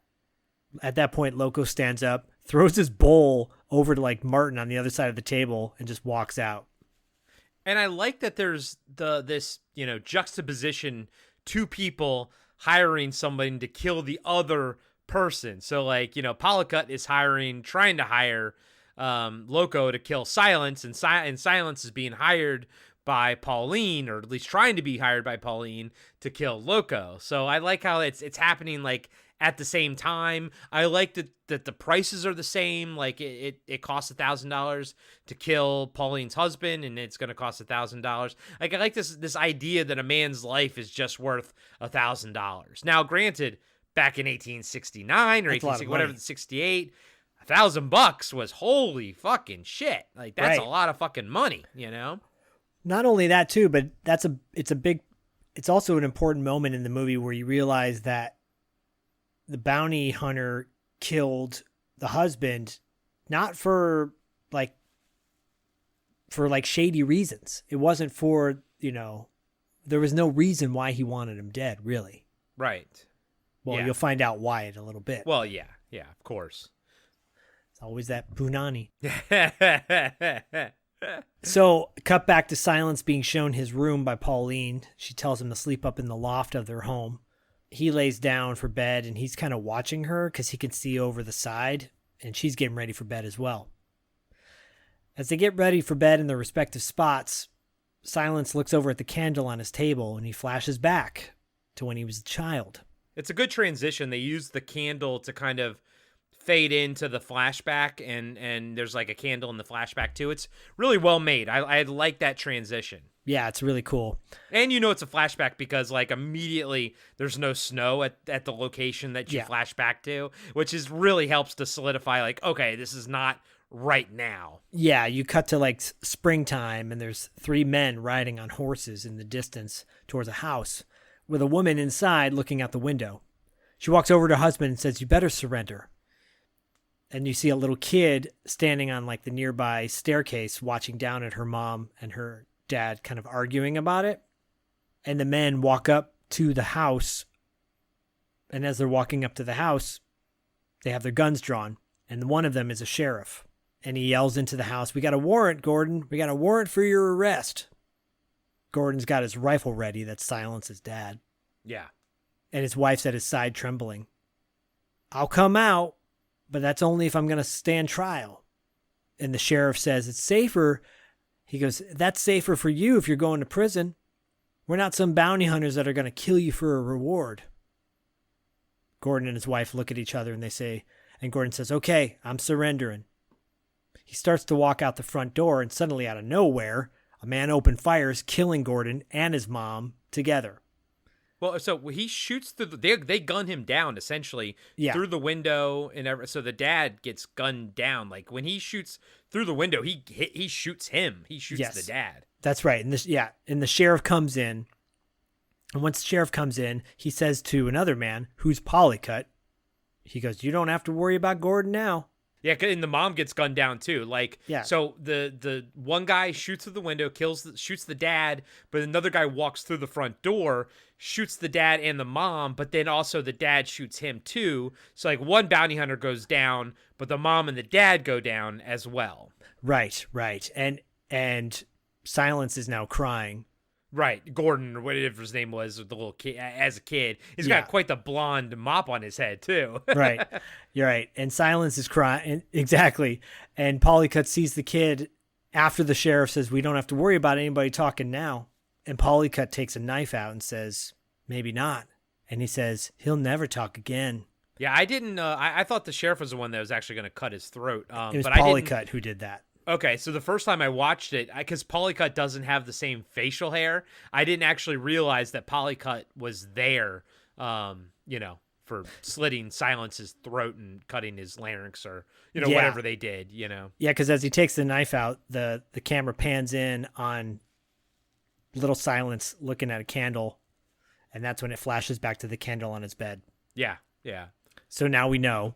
Now we know that he has beef with Polycut, but it's not quite why he's there, though. Exactly. But his parents were killed by Polycut, and his throat was slashed too. Yeah. In such a like a devious way, because he was like surrendering. The dad was going to turn himself in, and that was never something that they cared for to begin with. Like the plan was always to gun down the family in cold blood. Exactly. I love this because Silence blows out the candle, and the camera kind of zooms in on his face and then fades. Yeah. Cut to the next day, Pauline's leaving her home, and Silence watches her through a window. Quick cut to Loco and Polycut at the sheriff's office. Polycut and Loco are conspiring together. Polycut says to Burnett that they, need proof of identifying these bodies as the law requires. Polycut's defending Loco by saying, "Loco's papers are in order. He should get paid for the bounties he's collected." Burnett says to Polycut, "What's your interest in this? You're just a banker. All you got to do is advance me the money and pay off this man." And Polycut says, "That's true, but aside from my percentage, all cash is required to change hands in my presence to make sure the bounty hunter is honest. The law is quite precise." Burnett says, "Fine. Pay him off and get rid of him." Polycut pulls out $4,000 to give to Loco. He says 2 rewards at $500 each and 2 of $1,000 each. That makes $3,000. Camera pans down outside as Burnett looks outside the window of the sheriff's office and sees 3 bodies. And he yells back and he says, "There's only 3 here. Why are you paying him for 4? And I like this. I like that the sheriff is no slouch, you know? He's not a moron or anything. Right. And that's when Loco says, the fourth body's the Negro body. He goes, it's not my fault, Sheriff. I left the man on ice, but the man's wife buried the corpse. Everybody knows it. Burnett says, maybe, but I still have to investigate. And until then, I'm confiscating the money. And he yanks the money out of Loco's hands. He says, first thing I'm going to do is I'll report to the governor. Burnett smiles and says, if everything's according to the law, just like you said, you'll get your money back. Yeah, and I like the look on Loco's face. He's like, what is happening right now? You know, he's not used to being challenged like this by the authority there. Right. Cut to Polycut's general store, and Pauline comes in, and Polycut's very happy to see Pauline. He says, is there something you want to buy? Pauline says, I didn't come here to buy anything. Came here to sell my house. It's worth at least $5,000. But I'll give it to you because you like cheap things for $1,000. Polycut takes her into the back. And real quick before you go into the back, so the scene starts with like her and Martin. I refer to him as the butcher. I didn't know. He just kind of worked there. Yeah. I think her and Martin are talking, and Martin's like, maybe you should move someplace warmer. And so the thing is, in the subtitle version, he says you should move someplace warmer like Africa. Oh, I apologize. I don't mean to offend. But in the dubbed version, he says Haiti. And I'm like, it's weird that there's a difference between the dubbed and this. Like, why was the subtitled version changed to Haiti versus Africa? Like, I didn't, you know what I mean? It's just, it was such a weird little change, and I don't understand why there's a difference, like why they even made that difference. Yeah, I don't know. That is a weird change. But obviously Martin is trying to insult her because, you know, she's black. Exactly. But I didn't mean no offense. That's what yeah, exactly, which is what racist people say when they say something racist, and, you know. Exactly. Anyways, back with her and Polycut in the back office, basically. Polycut takes her into his back office, opens up a safe, and pulls out $1,000. Polycut says, may I ask what you need this for? Pauline says, no. Polycut says, I shouldn't have brought it up. Just the same, is it to pay a man for a certain crime? Pauline says, that's my business. Just tell me yes or no. Are you interested in my offer? Polycut says, not really. You shouldn't crawl for money like this. I wouldn't take advantage of your situation for $1,000. I want you to have it. He goes to give her the money, and then he starts trying to make out with her. Then he goes to try to give her something else. And she spits in his face and pushes him back. Yeah, of course he's a sleazebag. He's a sleazebag. I mean, you saw that coming, you know? Yeah. She goes, I wish you were in prison. Cut to outside. You hear gunshots going off. Burnett goes to investigate where the gunshots are coming from. He walks near a barn, and he sees Silence throwing potatoes up in the sky and shooting them with his gun. This is like my favorite scene in the movie. I love this scene. Burnett picks up one of the potatoes and sees a clean hole through the potato. Burnett says, not bad, but it could be better. Burnett takes a potato and rips it in half, throws both halves up in the sky, and shoots them 2 times and putting a hole in each one of the potatoes. He shows Silence and laughs. Burnett inspects Silence's gun. Burnett says, I heard about that gun. Some kind of mechanical gun. Not very accurate. And this is the moment when you realize his wooden holster, is actually the back of the gun. Yeah, like the hilt or the stock, you know, or whatever you want to call it as. And I was like, oh, that's cool. Right. Because, I mean, like, dude, you know as well as I do, like all these, you know, larger than life characters like Silence and everything, they always have to have their weapon, their special weapon. I mean, Indiana Jones had his whip. Like, there's something about it's the Excalibur. I think I do truly believe it just all stems from King Arthur and Excalibur. Like, your main character needs to have their special weapon. Even Boba Fett had that one, you know, had his EE-33 that looked different than any other gun, you know, in the Star Wars universe. Like, I love it. I love the main character, especially in a Western, has this special gun. Now, granted, it's a real gun. It's not like it's, you know, made up or anything like that. It's real. And that's cool. I think that's just really fucking neat. Yeah. I mean, I was remembering back to in Django, the original Django, he pulls around a coffin and then he opens up the coffin to reveal a giant Gatling gun. The giant Gatling gun coffin. Yeah, awesome. dude, that was So cool. yeah, that was the coolest thing about fucking Django was the Gatling gun coffin. Like, yeah. I love it, man. I love it when characters have a special weapon, man. And I mean, even, you know, Decker in Blade Runner, like his pistol was awesome as hell, you know? Right. It's cool, man. It's so cool. So he attaches the hilt to his gun. He gives Burnett 3 potatoes, and he motions to throw them up in the air. Burnett throws them up in the air, and Silence blasts all 3 of them. All 3 of them, baby, is great. Pop, pop, pop. Burnett walks over to the potatoes to inspect. There's 3 shots, all 3 potatoes. He looks back at Silence with respect, and he walks over to him and says, "Good shot, too." And dude, I think it's really fucking cool that Burnett is also a good shot as well. Like we've already seen now he's a good police officer, like meaning like he's a good detective, he's aware of things, he's a good shot. I like all of this. I love the fact that he's not a bumbling idiot, because I kind of thought that's what the character was going to be at the beginning, but he's not really, and I think that's much more interesting. Right. No, I agree. And I also like, too, like, he's likable. You Yeah, know, Burnett's likable. Yep. Honestly, I like him. I liked him more the second time that I watched it, because I didn't have that preconceived notion that he was going to be the comic relief, which is what I kind of felt the first time. And so the second time I watched it, I was like, I kind of understood what his character was about, and I was able to actually, I think, thoroughly enjoy him more the second time. Agreed. Yeah. Yeah, that's how I felt, too. Yeah, he grows on you. Yeah. Was Frank Wolff, I think his name is, or yes, the actor? I Yeah, believe- he's think awesome. so. I liked him Yeah, a lot. He's great. So Burnett at this point says, "You're not one of those no-good bounty hunters, are you?" Silence doesn't say anything. He says, "I'm the sheriff. Where'd you come from?" There's silence. Burnett says, "How long you intend to stay?" More silence. He goes, "You think you're being smart?" And then Silence is being quiet. Silence doesn't. There's just more silence. And Burnett says, "Let's have it." And he grabs Silence. Suddenly, Pauline shows up and says he can't talk. He's a mute. Burnett looks at Silence and says, "Well, at least you could have told me." Yeah, I like that. He's like, well, He goes, "You could have let me told know." Or you could have let You me know know. what I mean. Yeah. He goes, "You know what I mean." He pulls a knife out and starts eating some of the potato in front of Pauline. He says, "I came here on account of and it turns out it's Pauline's house that he's at." Yeah. He says, Burnett says, "I came here on account of an investigation." He puts his knife away and says, "That you buried your husband. He got shot by a bounty killer." Silence just looks at Pauline. And Burnett asks if that's true, and she says it is. Burnett says, "What was his name?" Pauline says, "James Middleton." Burnett says, "No, the bounty killer." And she says, "Loco."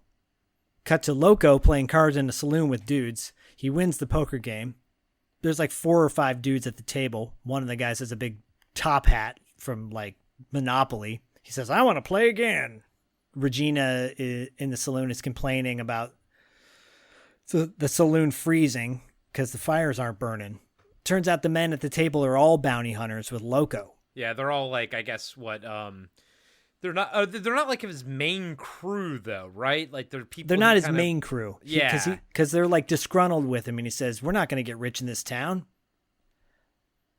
And then Loco says, "Calm down. They'll come out of the mountains when they're hungry," referring to the village people. The village people, yeah. The village people. The guy says, "Well, let's just bring him out of the woods." In comes the sheriff and walks over to Regina. She says hi to him. The sheriff introduces himself. You can tell Burnett is smitten with Regina. Of course. He has a stack of cash. He walks over to Loco and he gives it to him. And Loco says, "Oh, it's nice of you to come out of your way, Sheriff." Sheriff says, "I'm not nice at all. I just want you to hell out of my town." And Loco says, "I don't intend to leave Snow Hill. I like the view." "I even like you, Sheriff. He's a good sheriff." Right, yeah, exactly. Burnett says, "You remind me of this fella from Cinderfolk. He was a second cousin to a friend of mine who used to be in my troupe. He was a joker just like you." Cut to silence with Pauline in her home, and she says, "I didn't get the money, but I still want my revenge." "I know you don't work for nothing." She looks away from him and says, "And there is one way I could have got the money right away, if I wanted to, if I did what he wanted. Well, What he wants in exchange is too high a price for me to pay. But I'm willing to pay for you. Suddenly she hears the door. She looks away from Silence while she's saying all this, basically saying she'll exchange sex for him to kill. And she turns around when she hears the door close. She looks back and Silence is gone. I love that. She's going to offer herself up. He's like, nope. Yeah. But well, after he does, we'll get to that. Cut back to Burnett and Loco and his friends in the saloon. Burnett's continuing the story about the man he says used to complain about the cold. Burnett says, so I decided to do him a favor. I made him a nice overcoat out of wood on account of him sneezing. I reckon I won't forget him if I live to be 50. Like, how old is this dude? He looks like he's 50. Burnett says, well, if one of you gentlemen feels a sneeze coming on, you best fly outside of town. He had a drink in his hand. He puts his drink down on the table and starts to walk out of the saloon. Regina says to him, can I offer you a beer? And Burnett says, if I stay here, I'll bust. Come walk with me. It'll do me good. I like their subplot. Unfortunately, it doesn't get a chance to go anywhere. Don't spoil it. I know, but I like it. Oh, me too. I know, big lug. They're cute. Well, we'll get to that later. Yeah. Suddenly, Silence is in the saloon, sitting in the corner, just watching everything unfold. No one knows he's there. Loco continues to play poker. Suddenly, Silence stands up, walks over towards Loco. The camera stays on Silence, by the way. This is a great shot. It's kind of like a panning shot a little bit of the camera stays focused on Silence the whole time. Yeah. Silence has a cigar in his mouth. He lights the cigar. Loco's playing cards, and he throws his match into Loco's shot glass. Dude, I said Kobe. Kobe. Loco realized he fucking sank it in there, man. Right. Loco realizes what happened, looks over at Silence, pulls the match out of his drink, goes to drink it.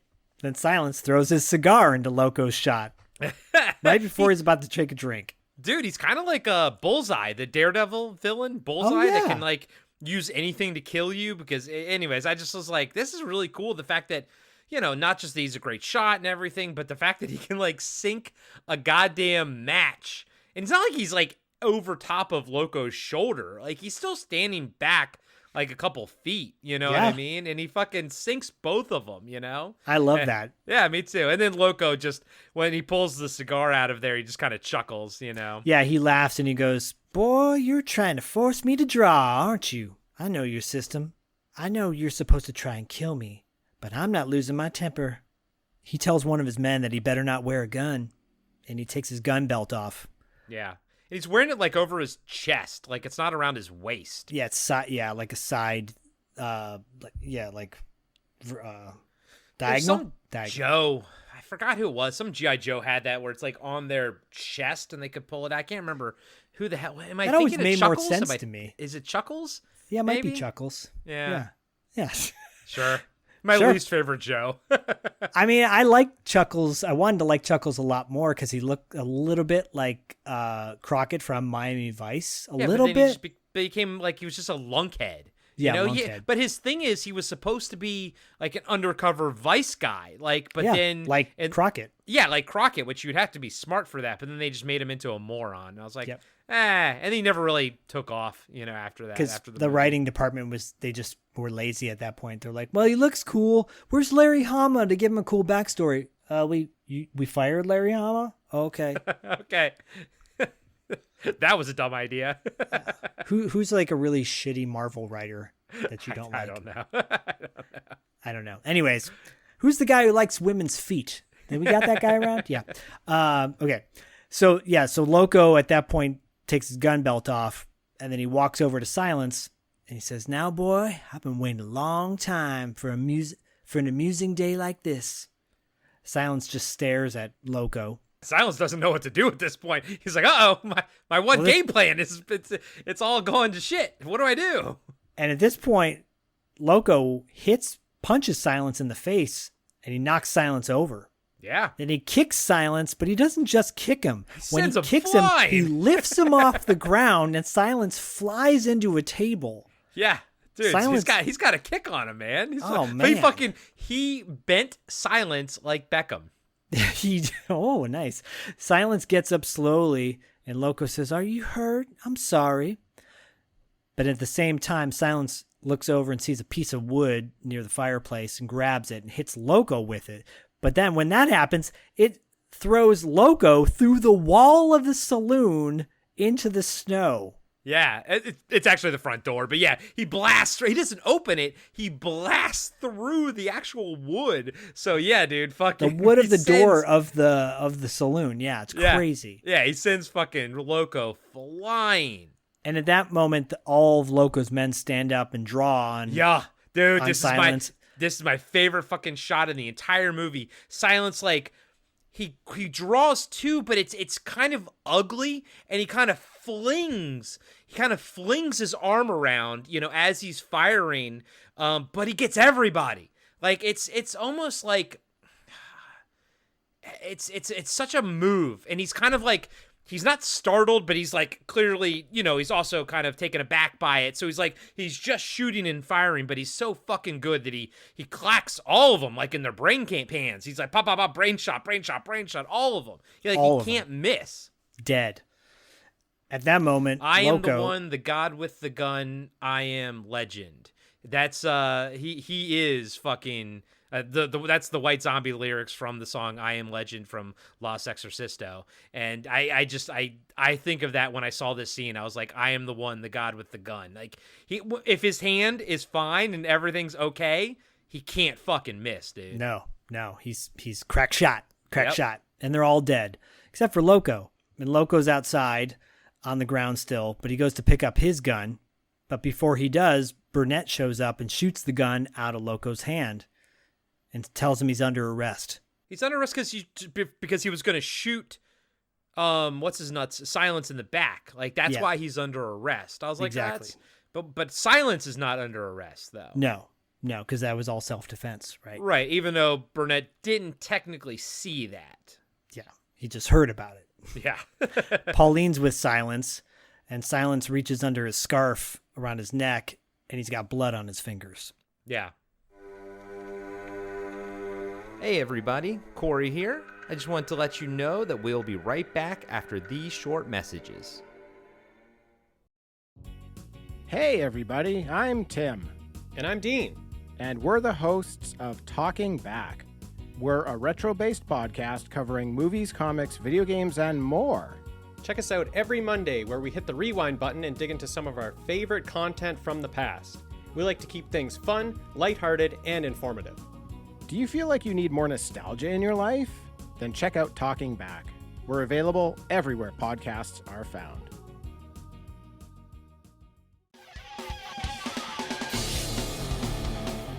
Have you been wondering where's the beef? Well, on our podcast, Throwback Trivia Takedown, you might just find that out, as well as some other things about the 70s, 80s, and 90s. We're a nostalgic-based trivia show that pits two challengers head-to-head in a duel of the decades, with categories ranging from movies, TV, and music, to slang, food, and fashion. You're sure to get the best in retro-themed trivia. So strap on your jelly shoes, grab a surge, and walk like an Egyptian to your favorite podcast app and check out Throwback Trivia Takedown. I heard even Mikey likes it. And now, back to the show. Cut to Loco in the jail cell, and Burnett's locking him up. Loco asks what his bail is, and Burnett says it'll be $100. Loco says, well, all my money's on the table, and that $3,000 you gave me as well. Burnett says, well, you can't use that money. It's been confiscated. Loco says, come on, Burnett. Give me my money. There's $1,000 for you. Burnett says, glad to hear it.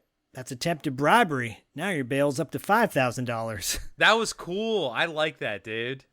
Loco says, you hate me because I kill bandits, but you do the same thing because you give them to the hangman. Burnett says, that's different. The law has a right to kill, because when the law kills, it's not murder. It's punishment. The death of a bandit, as an example. And as he continues to talk, Regina walks in. She brings all the money of Loco's to Burnett. She asks if Burnett would like some coffee, and he agrees, and she starts to pour it herself. Regina says, hard-working man like you should be served by someone like me. Regina, he smiles at Regina and says, pretty good coffee, but it tastes a lot nicer when you pour it for me. Suddenly, Loco says, that's a big request, Sheriff. She handles the U.S. territory and all of Mexico. Oh, that's cold. Yeah, Regina looks pissed and storms out. Burnett puts his coffee down. He looks pissed, walks over to Loco and says, I'll teach you to talk to a lady like that. And he goes to punch Loco, but he hits his fist on the bar. Loco says, I'm sorry you hurt yourself.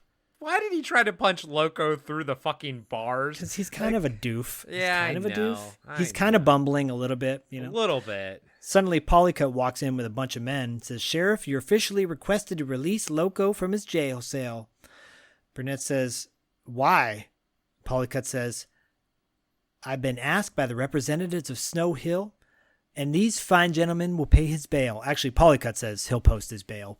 And Burnett says, why are you so interested in this man's liberty? And Polycut says, there's a community of outlaws in the mountains here engaged in crime. They live by robbery. You've heard of them. Until such a time as amnesty is given, these renegade bounty killers are one of our only defenses against them. Burnett says, I'll protect you from the outlaws. Polycut says, it'll take more than one man. And so these outlaws are the villagers that Zach and I referred to earlier. Yes, the villagers, the hill people.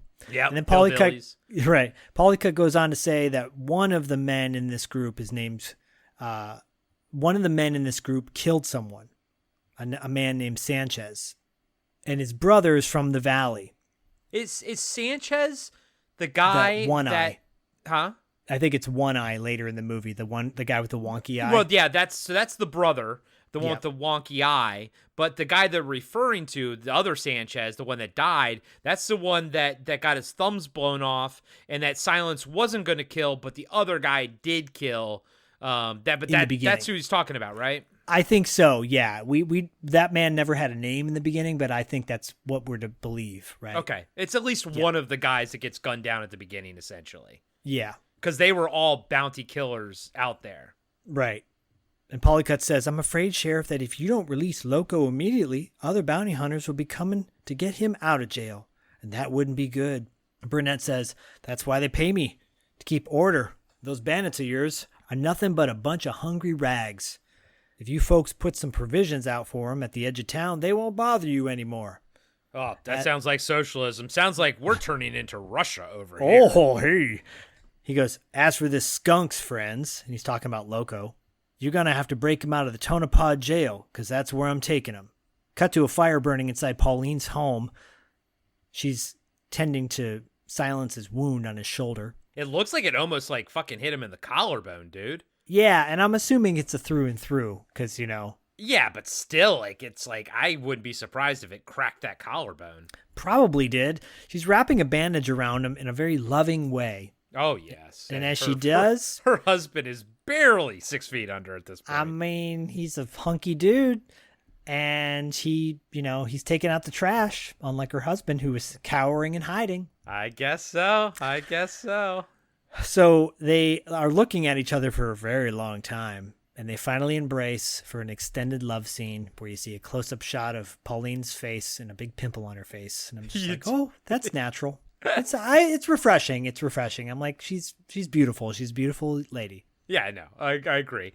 And I do wonder if, karmatically, and I mean that in storytelling terms, if this love scene is also the nail in the coffin.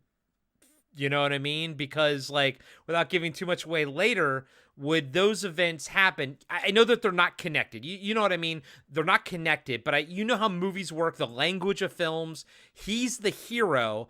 I'm expecting him to rebuke her advances because he's the hero, but he doesn't. And because of that, we get an ending that we will discuss.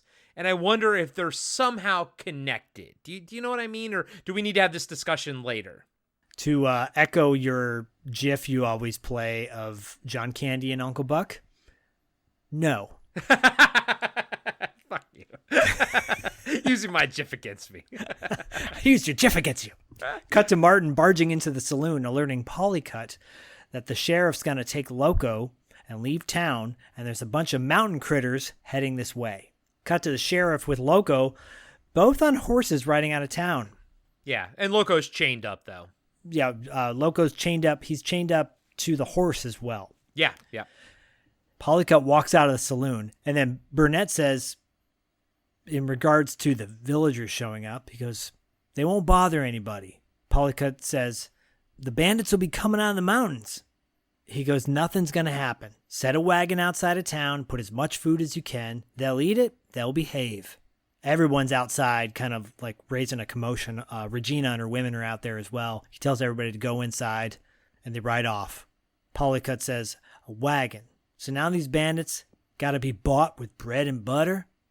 When are we going to see some law and common sense in this town? And Regina says, when someone hangs you. Dude, Regina's got no chill when it comes to Polycut. Nope. Polycut just looks at her smugly. Everybody goes back inside. Polycut walks towards Martin.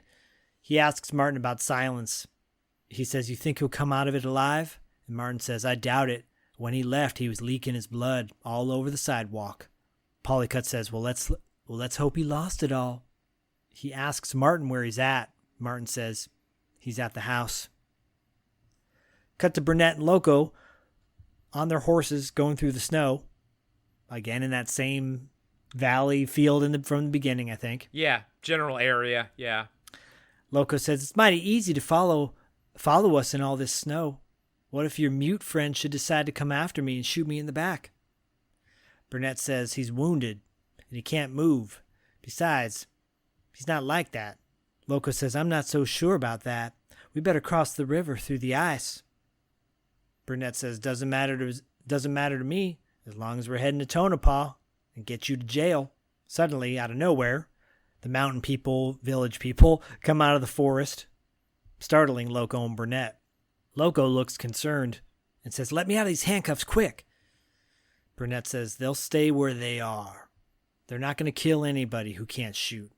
And he tells Loco to smile. Walter is with the group. He's got his rifle in hand. They want to kill Loco. And Walter has his rifle ready to shoot. But Burnett shoots him first. He shoots the gun out of his hand. Yeah, and he's like, I know, like, he learns quickly, he says, because he's got his, he didn't let his gun freeze this time. Yeah, he says, exactly. He says, I learned from experience. Yeah. He holsters his gun. He tells all the mountain people to be patient. There's going to be amnesty soon. He gets on his horse and says, you can all go home. I can guarantee you there's food for all of you. It's no hill. So go there and feed yourself. But take my advice and go easy on the horse meat. It's not all as tender as mine. Walter walks up to Burnett on the horse and he says, where do we find it? Burnett says, just right outside of town. Walter tells his people to follow him and they walk off through the snow. Burnett rides over to Loco and Loco says, they're worse than animals, Sheriff. They should be ambushed. He offers to do it for Burnett. They could go back into town and round him up, split the bounty. They're small fry, but not when you add them all up. Burnett says, I never hit a man when his hands are tied, but if you make me sick enough, I'm going to have to. And I guess we have to mention that there's probably, 13, 14, maybe 15 of the village people, essentially, at this point? Yeah, and that's important to note. Yeah, it is. Sadly. Loco says, I owe a man a favor. I want to do a favor in return. He basically trying to prod Burnett to take him back to town. And Burnett says, one more word and you're going to be executed. Now let's get a move on. And they ride off through the mountains. Cut to Silence and Pauline in bed together. Pauline's talking about her husband being a good man, but he got forced to give her a decent life. Polycut thought I'd become his mistress. He thought wrong. Suddenly Regina's at her house calling for her. Pauline gets out of bed, leaving Silence in the bed. Walks to the front door, opens her window, and Regina says, they're collecting food for the poor folk. And she asks if she's got anything to offer. Cut to Polycut's general store, provisions area, and the townsfolk are getting food for all the mountain people. Polycut's talking about how they're going to clean his whole store out, and the camera pans over to Polycut as he's loading a gun. Cut back to the snow, where Loco and Burnett are making their way along a river. Burnett's talking to Loco that there won't be too long before his kind, bounty hunters, are finished. Burnett says, we're going to abolish crime. We're going to build a great country. We're going to make sure it's governed, and there ain't going to be leeches like Loco. And this is where I was like, man, there's like a lot of like this idea of what the country's going to be, you know, and like, you know, and it's interesting that it's coming from an Italian talking about the American West. And I'm sure there's something happening politically in Italy too around the same time. I don't know, but it's just interesting that they even throw these ideas in there that you could, like, you see the motivation for these characters. Like, I do believe that Sheriff Burnett, you know, he's not religious, like I'm sure he might be, but he's not like a religious zealot, but he's like an American zealot. Like, he believes in America, you know, he believes in the potential of America. And I think that makes him, in his head, probably makes him righteous. But unlike Loco, he doesn't use his righteousness to hurt other people. Whereas Loco, I don't think actually believes in America, but he will use his, you know, he will still use the ideology of America to do what he wants to do, you know? Well, yeah, and I think, you know, and I said in the beginning that this was a statement too about Che Guevara and Malcolm X being executed and killed, and how, you know, both wanted equality and like for, you know, people to be treated fairly. And, right.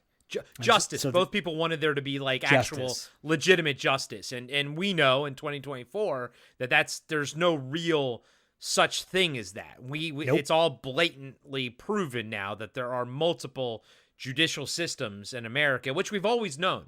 You know what I mean? But like now it just gets thrown in our face on a daily basis. Yeah, it's even more apparent now. So it's just, and you know, like when I was younger, I probably wouldn't have picked up on these themes or anything. But now that I'm older, I'm like, it's kind of interesting that these characters have this idea of what America should be or what it has the potential to be. And you know, it's also these characters are very much aware that they're standing in history, that they're a part of something that's big and is happening, like the expansion west, you know, right. You know, and all that kind of stuff. So with plumbing. Yeah. No, there's no plumbing at all. Well, speaking of plumbing or filtering out poop, hold on. We're going to get to that. So yeah. So Burnett's doing his whole, like, America's going to be great speech. Right. Loco's like, I'm just going to be doing my thing. Well, yeah. Loco's like, if I wasn't handcuffed, I'd applaud. And then Loco asks if they can stop because he's got to go to the bathroom. He's got to take a shit, and it's funny because in the subtitle version, and I thought of you because he actually says "caca." Caca. I love that word, caca. Yeah, I know you do. I know you do, buddy. Caca. It's such a funny word. Caca. Well, so maybe it's an Italian word then, because it didn't say that in the subtitles. He said it like in the Italian dialogue. He said caca, and I perked up and I was like, Zach's gonna love that. But I don't love that. Yeah, I didn't know if you'd watched the subtitle version or not. I did not watch the subtitle version, so thank you for the caca. Yeah, so he needs to take a dump basically, and they're right by the river. Burnett undoes his shackles from the horse. He gets off his horse, but he's still handcuffed, right? He's still got a chain in between. Yeah. And at the same time, Burnett walks over to the river. He's looking out towards the river, not facing Loco while Loco's taking a dump. Loco, turns out, is pulling a rifle out because it just happens to be the spot where he hid the rifle earlier in the movie when the stagecoach came by. Yeah, and it doesn't quite look like it, but I understand that the movie... It's not. It doesn't track. Yeah, it doesn't quite track because, like, he's now sort of in like, the edge of the woods, you know, whereas before it really wasn't. But I understand that's what the movie wants you to know, that this is the same spot, essentially. Right. So at that point, he's got his rifle out. Burnett turns around, puts his arms up and says, "You're not killing a sheriff." And Loco says, "You're on the side of the law. We're on the side of the law of survival of the fittest." Burnett just happens to be on the river, and Loco shoots the ice beneath Burnett's feet, and Burnett falls into the water and gets sucked off into the river. But he's going to come back, though, right? Like at the end of the movie and save the day, right? To be continued. Wink, wink. To be continued. But he's okay, right? Like, just tell me he's okay. No. Yes and no. Or no and yes. GIF of John Candy. No. No. I mean, it's a really shocking moment. I know. Burnett went the way of the Dead Zone kid. And Yes. I was just talking to. Was it you? Were we talking? You and I talking about it? Yeah, we were just talking about it. We were just talking about Dead Zone. Yeah. Or Fargo season 1 when what's his nuts goes running off over the ice, and right. Yeah, that's it. Once you're in the ice, it's over. It's shocking. It is. So no more Burnett. No more Burnett and Regina love connection. Yep. What's Regina gonna do if she lives? I mean, dude, the first time I saw this movie, I was like, but he's gonna survive this. He's gonna come back, No. It's kind of unceremonious. Like he just boop, he's like in the water, and yep. That's it. That's all there is to it. Because winter is cold and harsh. Yeah, I know. And then we get an just awesome like this movie. And then we get just like this movie. And then we get an awesome, cool little few minute shot of Klaus Kinski riding his horse back in the snow. And there's even some shots where I'm like, is that really Klaus Kinski? And it's like a 2-minute shot where he comes from the distance and runs past the camera or, rides the horse past the camera. And it's him, dude. It's Klaus Kinski, riding the horse through fucking 5 feet of snow. Yeah. So it is another continued extended shot of a guy on a horse, this being Kinski, and it is brutal. It is, you can tell they're struggling through the snow, but they make it. Yeah. He makes his way to a little house in the middle of the country with a bunch of horses tied up around it. And turns out it's the hideout of all the bounty hunters. Not a hideout, but it's their hangout, really, of all of Loco's men. Yeah, and you get the sense that maybe they're not quite his men, but he commands respect. Yeah, because when he comes in, they draw their guns on him. Oh, I wrote this down. Hold on, I like this. He goes, since when are wolves afraid of wolves? Exactly. Tells them to get the chain off his wrists, but he ends up doing it himself. And Loco, he kind of reminds me a little bit of David Patrick Kelly's character in The Warriors, Yeah. Luther. Yeah, he's like a little small, guy. Yeah, little guy, Yeah. but big presence and big anger. Right. He tells his men about Sheriff Burnett. He says he ain't going to show up till springtime. He may not ever show up again. That's a good line. He says, now we can't miss a couple of opportunities. First of all, the outlaws in the mountains are heading to Snow Hill. Loco gets his cuffs off, pulls out a handgun, and says, there's a modest price on their heads. Still a powerful lot when you add them all together, and it's nice and legal, too. And then we have this one, and then you see the bounty hunter with a wicked-looking eye, and I believe that's supposed to be Sanchez's brother. Yeah.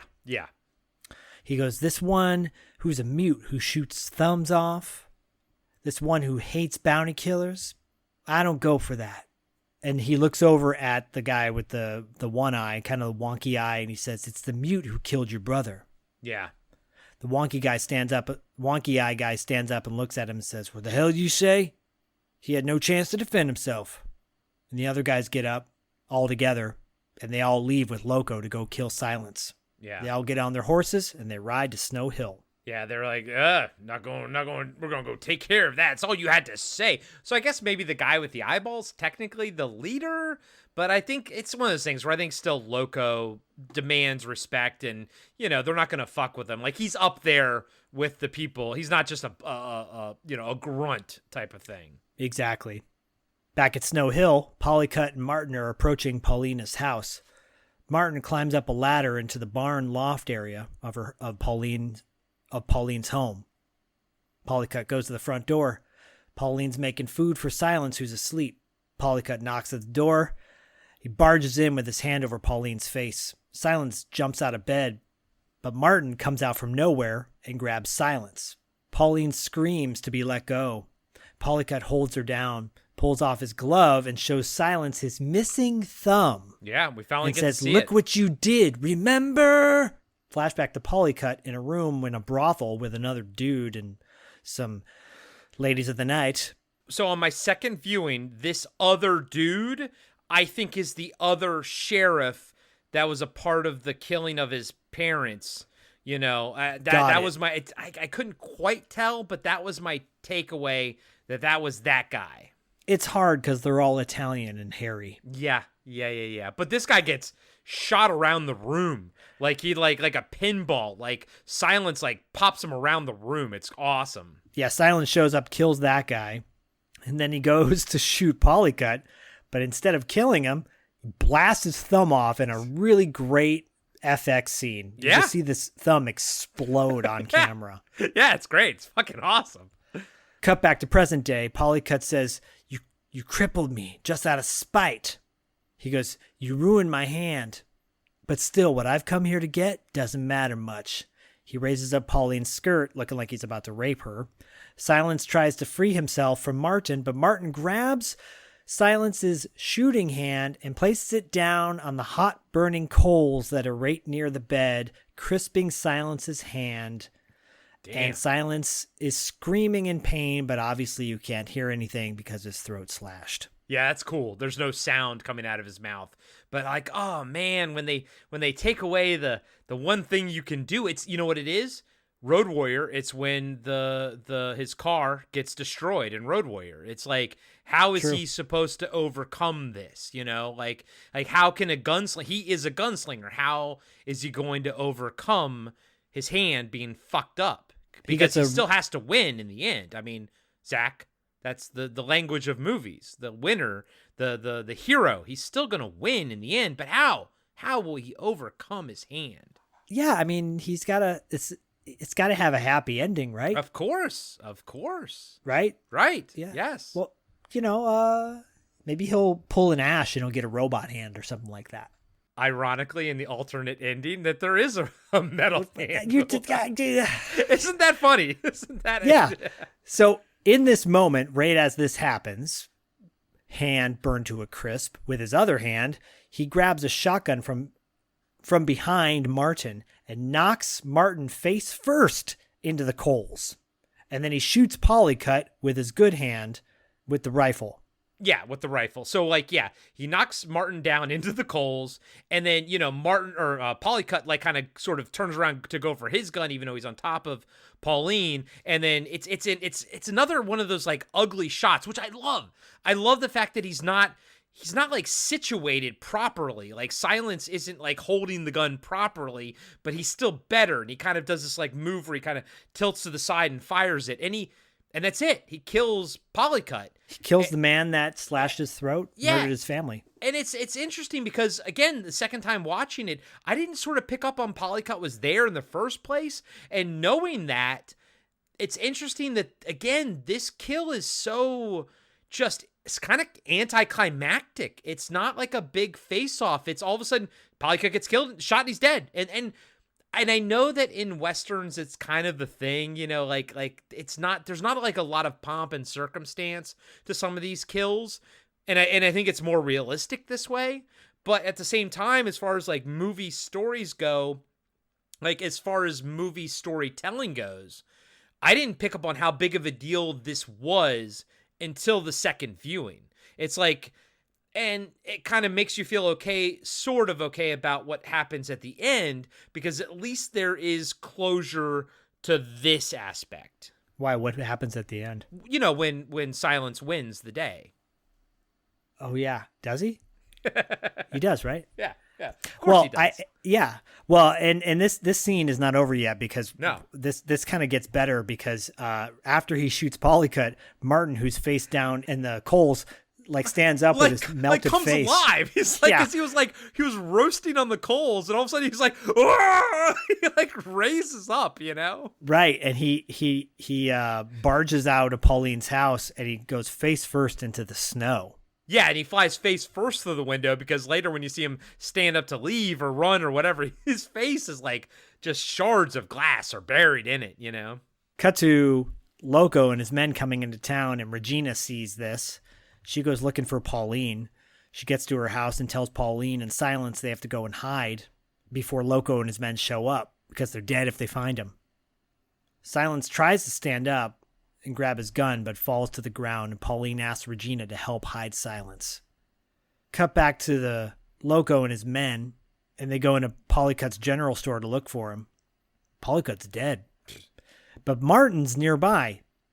He's outside, struggling. He's like, help. And he says they kill Polycut. He's at the Negro girl's house. Go get him. And then he dies from the pain. Yeah.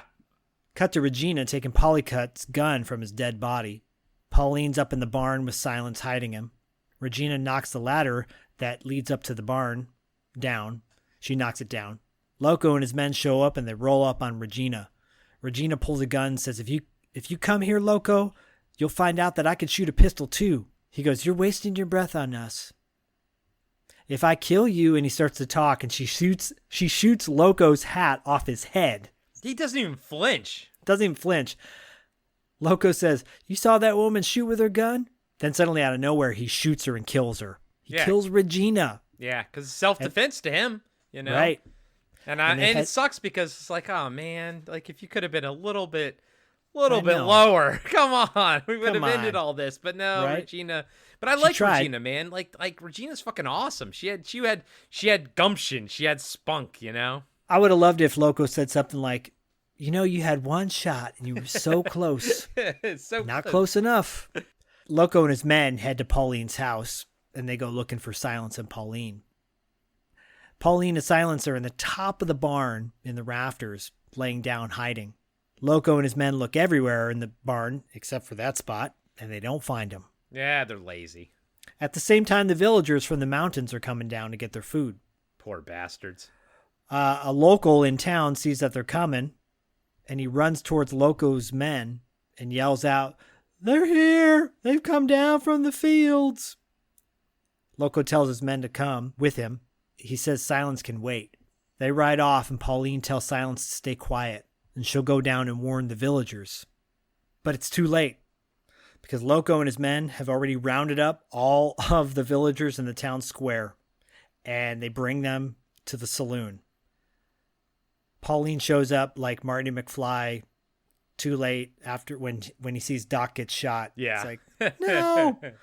But are they wearing a bulletproof vest? We'll find out. Pauline's watching all this unfold. She tries to run back to her home, but Loco spots her, and he rides after her. Loco's men bring all the villagers into the saloon, and they tell them all to get down, and they tie them up to the bar, and also with their hands up as well. Yeah. It's really brutal. It is. Silence is still in the barn. He's trying to grab a gun with his other hand, his non-burn hand. Cut to the saloon, where Loco is now with Pauline. He tells Pauline he just wants Silence, just him. Silence, one-on-one. And if he doesn't show up, he's going to kill every one of the villagers. Yeah. Basically says, my life for theirs, essentially. Right. Loco assures Pauline his friends won't interfere. And that's when he says, it's my life for every one of theirs. Go get him. You know where he is. Pauline runs off. It's now nighttime. Snow's coming down really thick. Or is that shaving cream? I don't care. It's awesome, but it's shaving cream. It looks amazing. But it's still awesome. Loco is playing solitaire by himself in the saloon while everyone waits. One Eye looks at Loco suspiciously. Pauline gets back to Silence. Silence has his gun at the ready. And Pauline says, I'm sorry, there wasn't time. It's too late. Loco captured every one of them. He took them as hostages. He wants to shoot it out with you. Just you and him. He says if you don't, he'll kill him. Silence no longer has his cool holster. He just has the gun under his belt. Yeah. Pauline urges him not to because he's hurt. And she's certain it's a trap. She tells Silence not to get involved. You're just one man. She urges him not to go. She says, let's run for it. She said, they're going either way. They're all going to die. I don't want you dead. I love you. I was like, fuck your husband, huh? He's like barely in the ground, like less than a week, and she loves fucking Silence. I was like, oh my God. Because he literally says what she wants to hear. Nothing. Cut back to Loco playing cards with himself in the saloon, waiting for Silence. All the villagers are tied up, including Walter. Everyone looks scared and concerned. It's a very, menacing pacing scene because it's very quiet. Yeah, it's fucking horrible. Walter finally speaks up and says, What's the use for waiting? Just get it over with. Murder us all. You're burning hell for this forever. He urges them to kill him and screams until one of Loco's men hits him with the butt of their rifle in the back of the head, knocking him out. Cut to silence walking in the deserted town. Snow coming down. By the way, I wrote a side note. I don't think the snow ever stops coming down in this scene, this whole time. No, it's awesome. I love it. Silence approaches the saloon, and Pauline runs after him, panting, watching Silence walk up to the saloon. One of Loco's men spots Silence outside. It's One Eye who sees him. This is a little wonky here, a little confusing at this point. He tells Loco that Silence is out front. Everyone looks cautiously. Silence stands at the ready. He's got one hand bandaged up, right? It's covered in blood, the burned hand. Loco gets up and starts walking towards the entrance. He has his gun under his belt. He's got his good hand at the ready, though, to grab the gun. And out of nowhere, a random bullet comes through the window and shoots Silence's good hand. Yeah, I mean, it was on purpose. Like, one of the goons, I don't know if it was, fucked up Sanchez's eye or whatever, but one of the goons now shoots his other hand, so then Silence kind of falls to his knees into the snow, but now both of his hands are fucked up. And I'm like, but how is Silence going to save the day? Well, the sheriff is still out there. Sheriff Burnett will save the day. Right? Right? Well, Silence now has two hands that look like they were taken through the meat tenderizer. Meat grinders, yeah. Meat grinders. Silence is kind of down on the ground. And at this point, he tries to grab his gun with his hand, with his pick your hand, whichever hand. Silence goes to try and shoot Loco, but then one of the other men breaks the glass out of the saloon and fires his rifle at Silence. And then Loco shoots Silence in the head dead. Yeah. Blood streams down from Silence's head. He falls into the snow as Pauline screams and rushes to him. Yeah, he's slumps over. And I'm just but he's going to pop back up and kill Loco, right? Well, no, he is dead. Silence is dead. And it's also, too, think about it, Zach. This is the first time that Silence draws on somebody and he gets killed for it. So, he broke his rule rules there. Yep. And it's not really, there was never stated that there was a rule, but, him fucking Pauline, I don't know, man. I feel like that there's some kind of, movie karma there as well, Well, and for Pauline too, because Pauline tries to get Silence's gun and shoot Loco, but Loco easily dispatches her. Loco shoots Pauline and kills her too. Then one of Loco's men turns his gun on the villagers, and they kill every single one of the villagers in the saloon. And I'm like, the sheriff is going to show up and save everybody now, right? And then, boom, they gun all the fucking saloon people down. Loco says there's a bounty on each one of them. One of Loco's men says, we'll come back to collect them later, all according to the law. And his men walk out of the saloon. The camera zooms in on Walter's dead body. Loco's the last one to walk out of the saloon. The sun's now rising in Snow Hill. Loco walks over to Silence's body, pulls Silence's gun out of Pauline's dead hand and takes it, gets on his horse and rides off. As the camera pans away from the dead villagers in the saloon slaughtered, Loco and his men continue to ride off, and a scroll of text rolls up from the bottom saying, "The massacre of 1898, year of the Great Blizzard, finally brought forth fierce public condemnation of the bounty killers, who, under the false guise of legality, made violent murder a profitable way of life. For many years there was a clapboard sign at Snow Hill which carried the legend, 'Men's boots can kick up the dust of this place for 1,000 years, but nothing man can ever do will wipe the bloodstains of the poor folks who fell here.'" Credits roll, and that is the end of The Great Silence, the most depressing movie of all times. But there's an asterisk next to that. The end of the theatrical cut. And I think the theatrical cut is also technically the director's cut. This is the version the director wanted.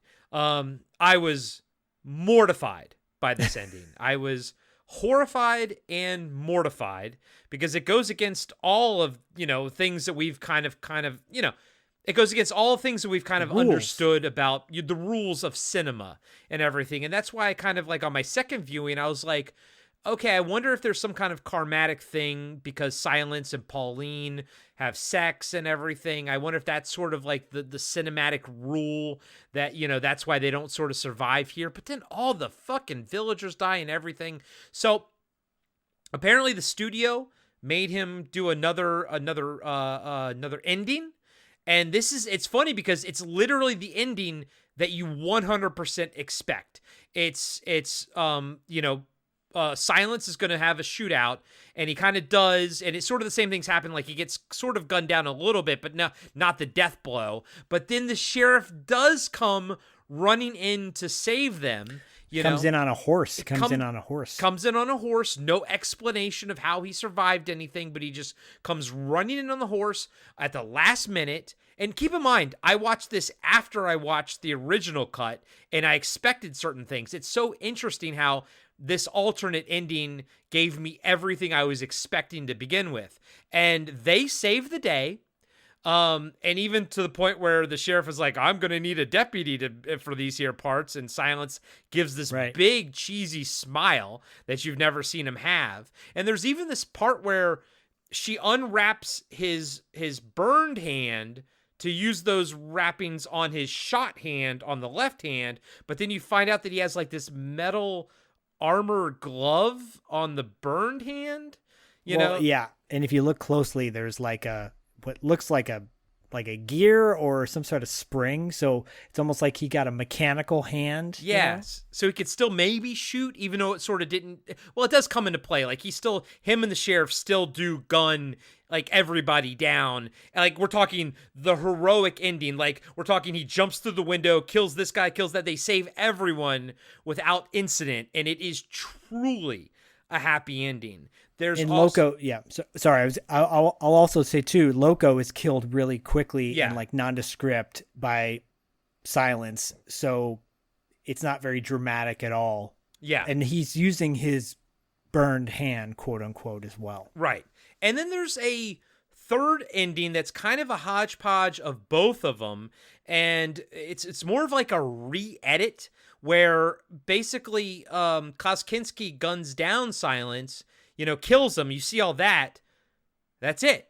Him and his men leave because I guess the idea is they don't really ultimately care about the villagers, but they leave without killing the villagers. So or Pauline. So it's kind of like a weird middle ground where Silence still dies, but his sacrifice saves the villagers. But those two endings are not canon. The canon is fucking Silence dies, fucking Pauline dies, fucking all the villagers / they're not bandits, but they're not, whatever. The outliers, they all fucking get gunned down in cold blood, and Klaus Kinski rides off into the sunset. Now, granted, I guess the happy ending of that happy aspect of that horrible ending is that crawl that says that, this also this event caused people, and I think it's specifically this event causes people to really give up on the whole bounty killer idea. But then my question is, so how real was this? Was there really an event where people got killed? Like, no. No, because the Great Blizzard of 1889 or whenever it was that I mentioned in the beginning of the episode, it was just a legit, like, terrible storm cold. So I think this is a fictitious tagline because Snow Hill's not a real place. Okay, gotcha. So, but maybe at the same time, but maybe it coincides with the end of the bounty killers or whatever. But but let's talk about the real ending that happens. Holy fucking shit. I mean, I'll be honest with you, it's not one of my favorite Westerns, but I was so thoroughly bummed in Young Guns when so many of the main characters get killed, like Casey Shamasco and Dermot Mulroney. And then in the second one, Charlie Sheen gets killed in the first one, I think. But in the second one, they kill off everybody else too. And the only person that survives is Emilio Estevez, my least favorite character in both movies. And I'm like, wait, that sucks. That's not how it's supposed to be. I felt a little bit like that too. I'm like, wait, no, that's not how this is supposed to be. But in our older age and being, a little more savvy as to like, no, this is a statement the director's making about the life back then. And it's not always going to be a happy ending. It's shocking, but I don't think it would be as memorable if it wasn't as shocking. No, I don't think it would be. Like, this ending is stuck with me for days. Like, I can't stop thinking about it. But, watching it the first time and knowing you, I was surprised you liked this movie that much because you've specifically said on this show, you don't like the dark endings where, the main character dies like this sort of thing, and I was like, oh, but I mean, I get it, man. It's an amazing movie. It's an amazing, risk that they took at the end of it with how it goes down. Now, do I like the alternate ending a little bit better? Yeah, because it's happy, and I want that. It's a buddy cop movie at the end. Exactly. But is this the more realistic ending? Sadly, yes. And is this the end? And if it had the other ending, if the theatrical cut had the happy ending, would this movie stand the test of time? Maybe, but probably not be as impactful as it is. I mean, this is one of the I'm hard pressed to think of a bleaker ending than this one. It's really dark. There are some movies that I really thoroughly enjoy that have such a downbeat ending that I'm like, will I watch this movie again? This one I will, because I think visually it's just it's so beautiful. Aesthetically, the music is killer. The performances are stellar. It's just a really interesting art piece to watch. This movie is art to me. This is spaghetti westerns from Italy are art to me. Just like Italian horror films are as well, or Italian crime thrillers. Like, turn the sound off, put the visuals on, and just take it all in. And I think the reason why people consider this to be one of the greatest westerns of all time, spaghetti westerns, is because of this downbeat ending. Because it's like, nope, this is not what people typically expected for a movie like this genre.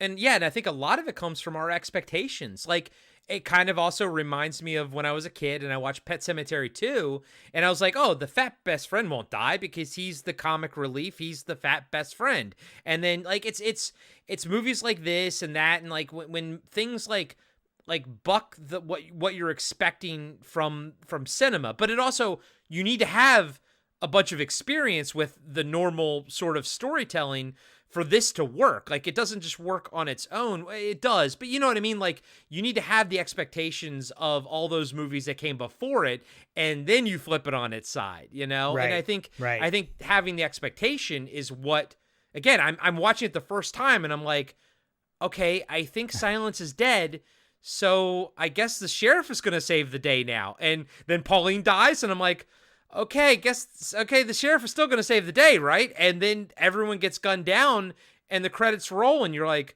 and then it makes you think back, you're like, the sheriff died, like, in the water. Like, you know what I mean? Like, so again, the second time I watched it, I paid more attention to that scene because it had more weight to it than the first time I watched it, because I was expecting him to come back. Yeah, the kills are not really celebrated in this from either side, protagonist or antagonist. Once someone's dead, they're dead. There's not a lot of fanfare about it. So, which I think is kind of cool, because typically there would be more celebration about it, in like typical Westerns where there's a shootout, the guy falls and he's all dramatic about it and falls to the ground. He has one more thing he has to say and then he's dead. This has got a different vibe all around. It's not just the fact that it takes place in winter, or, the protagonist doesn't talk. These are aspects that make it more unique. But I think overall, it's the fact that this film doesn't fall into the typical cliches of the Western genre.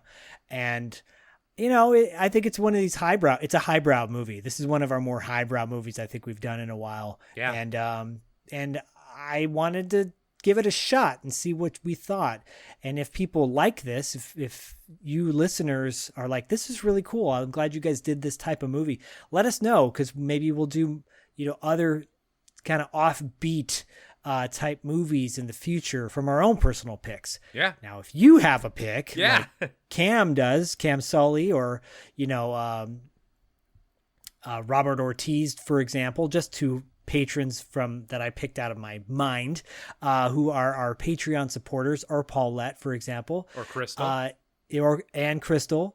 If you want to be a producer of the show and you have a movie, you were like, I really want you guys to break this movie down, go to patreon.com/podcastingafterdark, and you can become a producer of the show. And at the highest tier can choose a movie for us to break down, and it could be whatever you want. Albeit something that we can actually find here in the States, by the way. True. This is true too. Please keep it something that we can actually get a hold of. Yeah, it's something that's accessible. You can do that. So maybe there's, a Western that you love, or maybe there's a crime thriller that you love, or whatever. Romantic comedy. If you want us to break down So I Married an Axe Murderer, that would be amazing.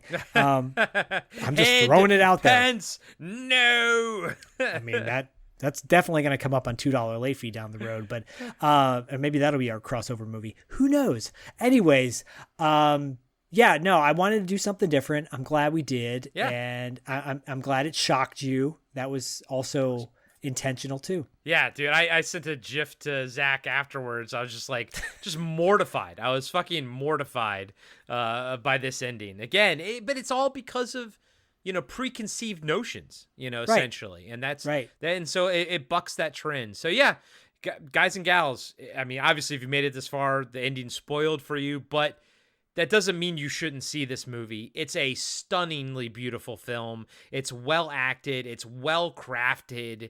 It's a labor of love. Klaus Kinski, honestly, he's amazing in this film.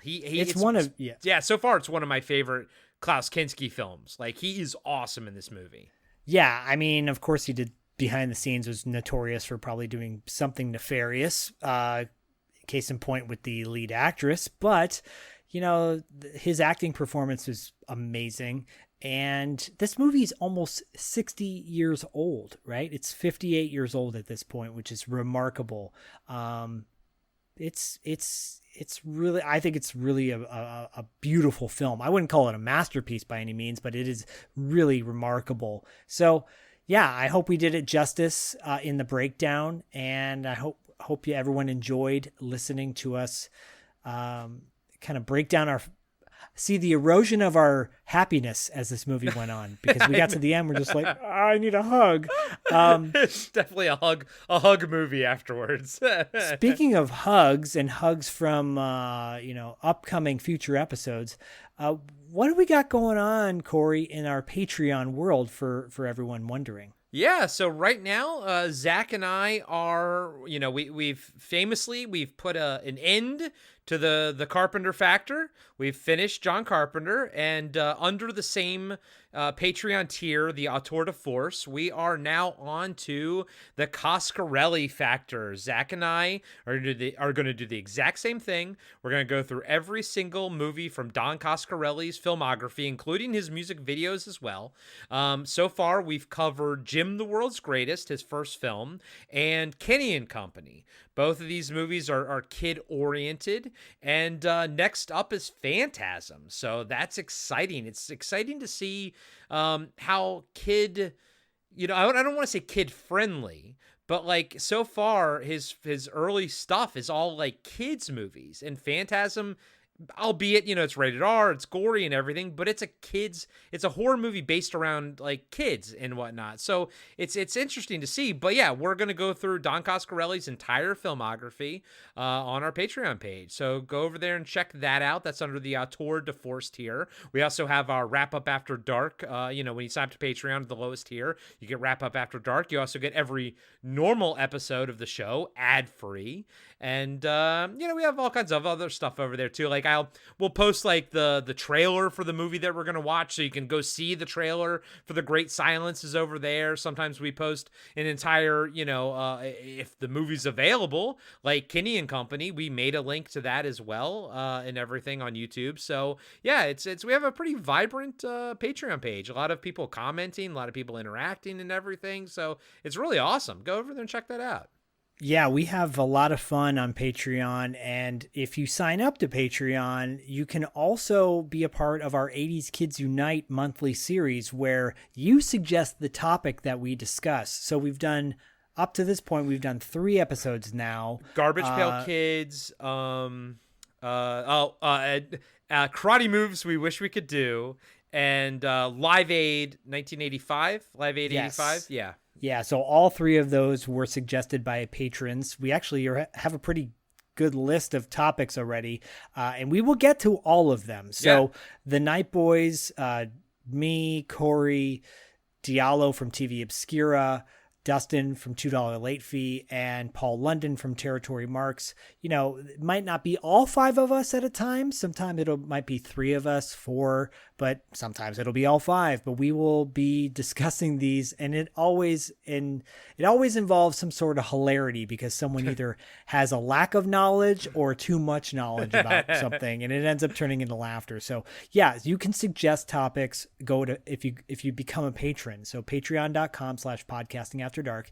Join our fun and be a part of the fun. Yeah, and since it's a crossover show, the same thing for $2 late fee patrons as well. So you don't have to be a patron to both, one or the other, and you can suggest a topic through $2 late fee as well. And you can also catch me on Tales from the Video Store next month on $2 late fee's Patreon page. So there's a lot of crossover happening between $2 late fee and Podcasting After Dark, but you should definitely be supporting $2 late fee's Patreon as well, because Zach and Dustin produce some awesome content over there. Tales from the Video Store being one of them, one of my personal favorites, but that's patreon.com/$2 late fee, and that's TWO.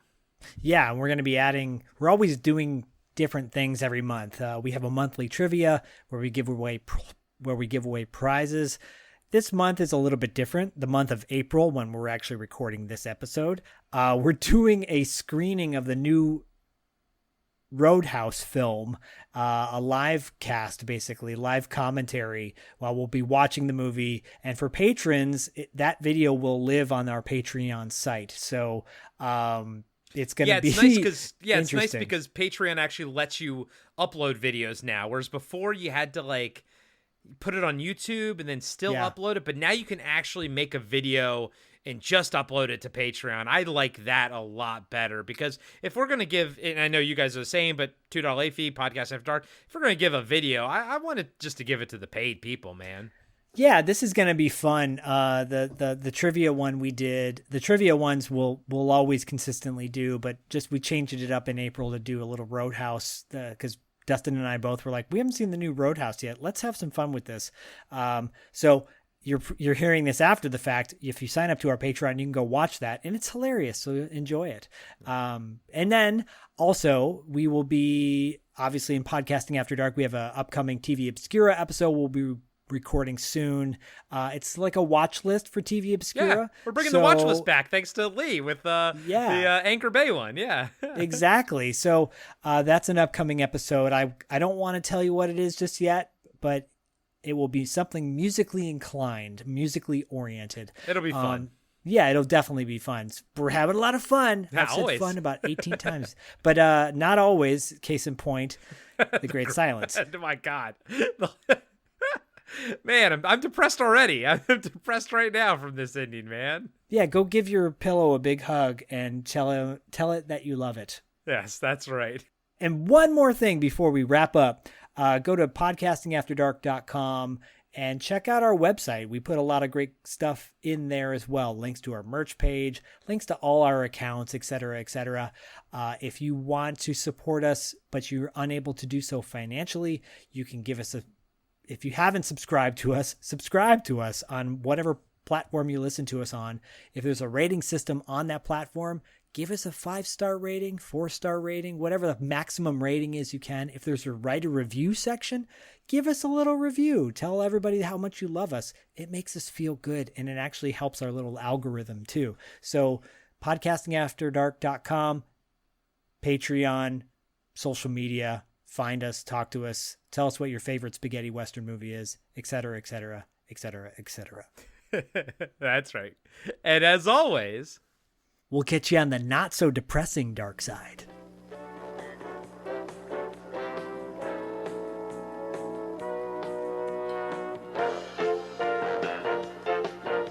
Be sure to subscribe to Podcasting After Dark and give us a 5-star rating on iTunes.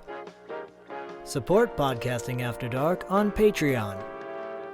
Follow us on Instagram and Facebook at Podcasting After Dark. And visit us next time for another installment of Podcasting After Dark with Corey Stevenson and Zach Schaefer.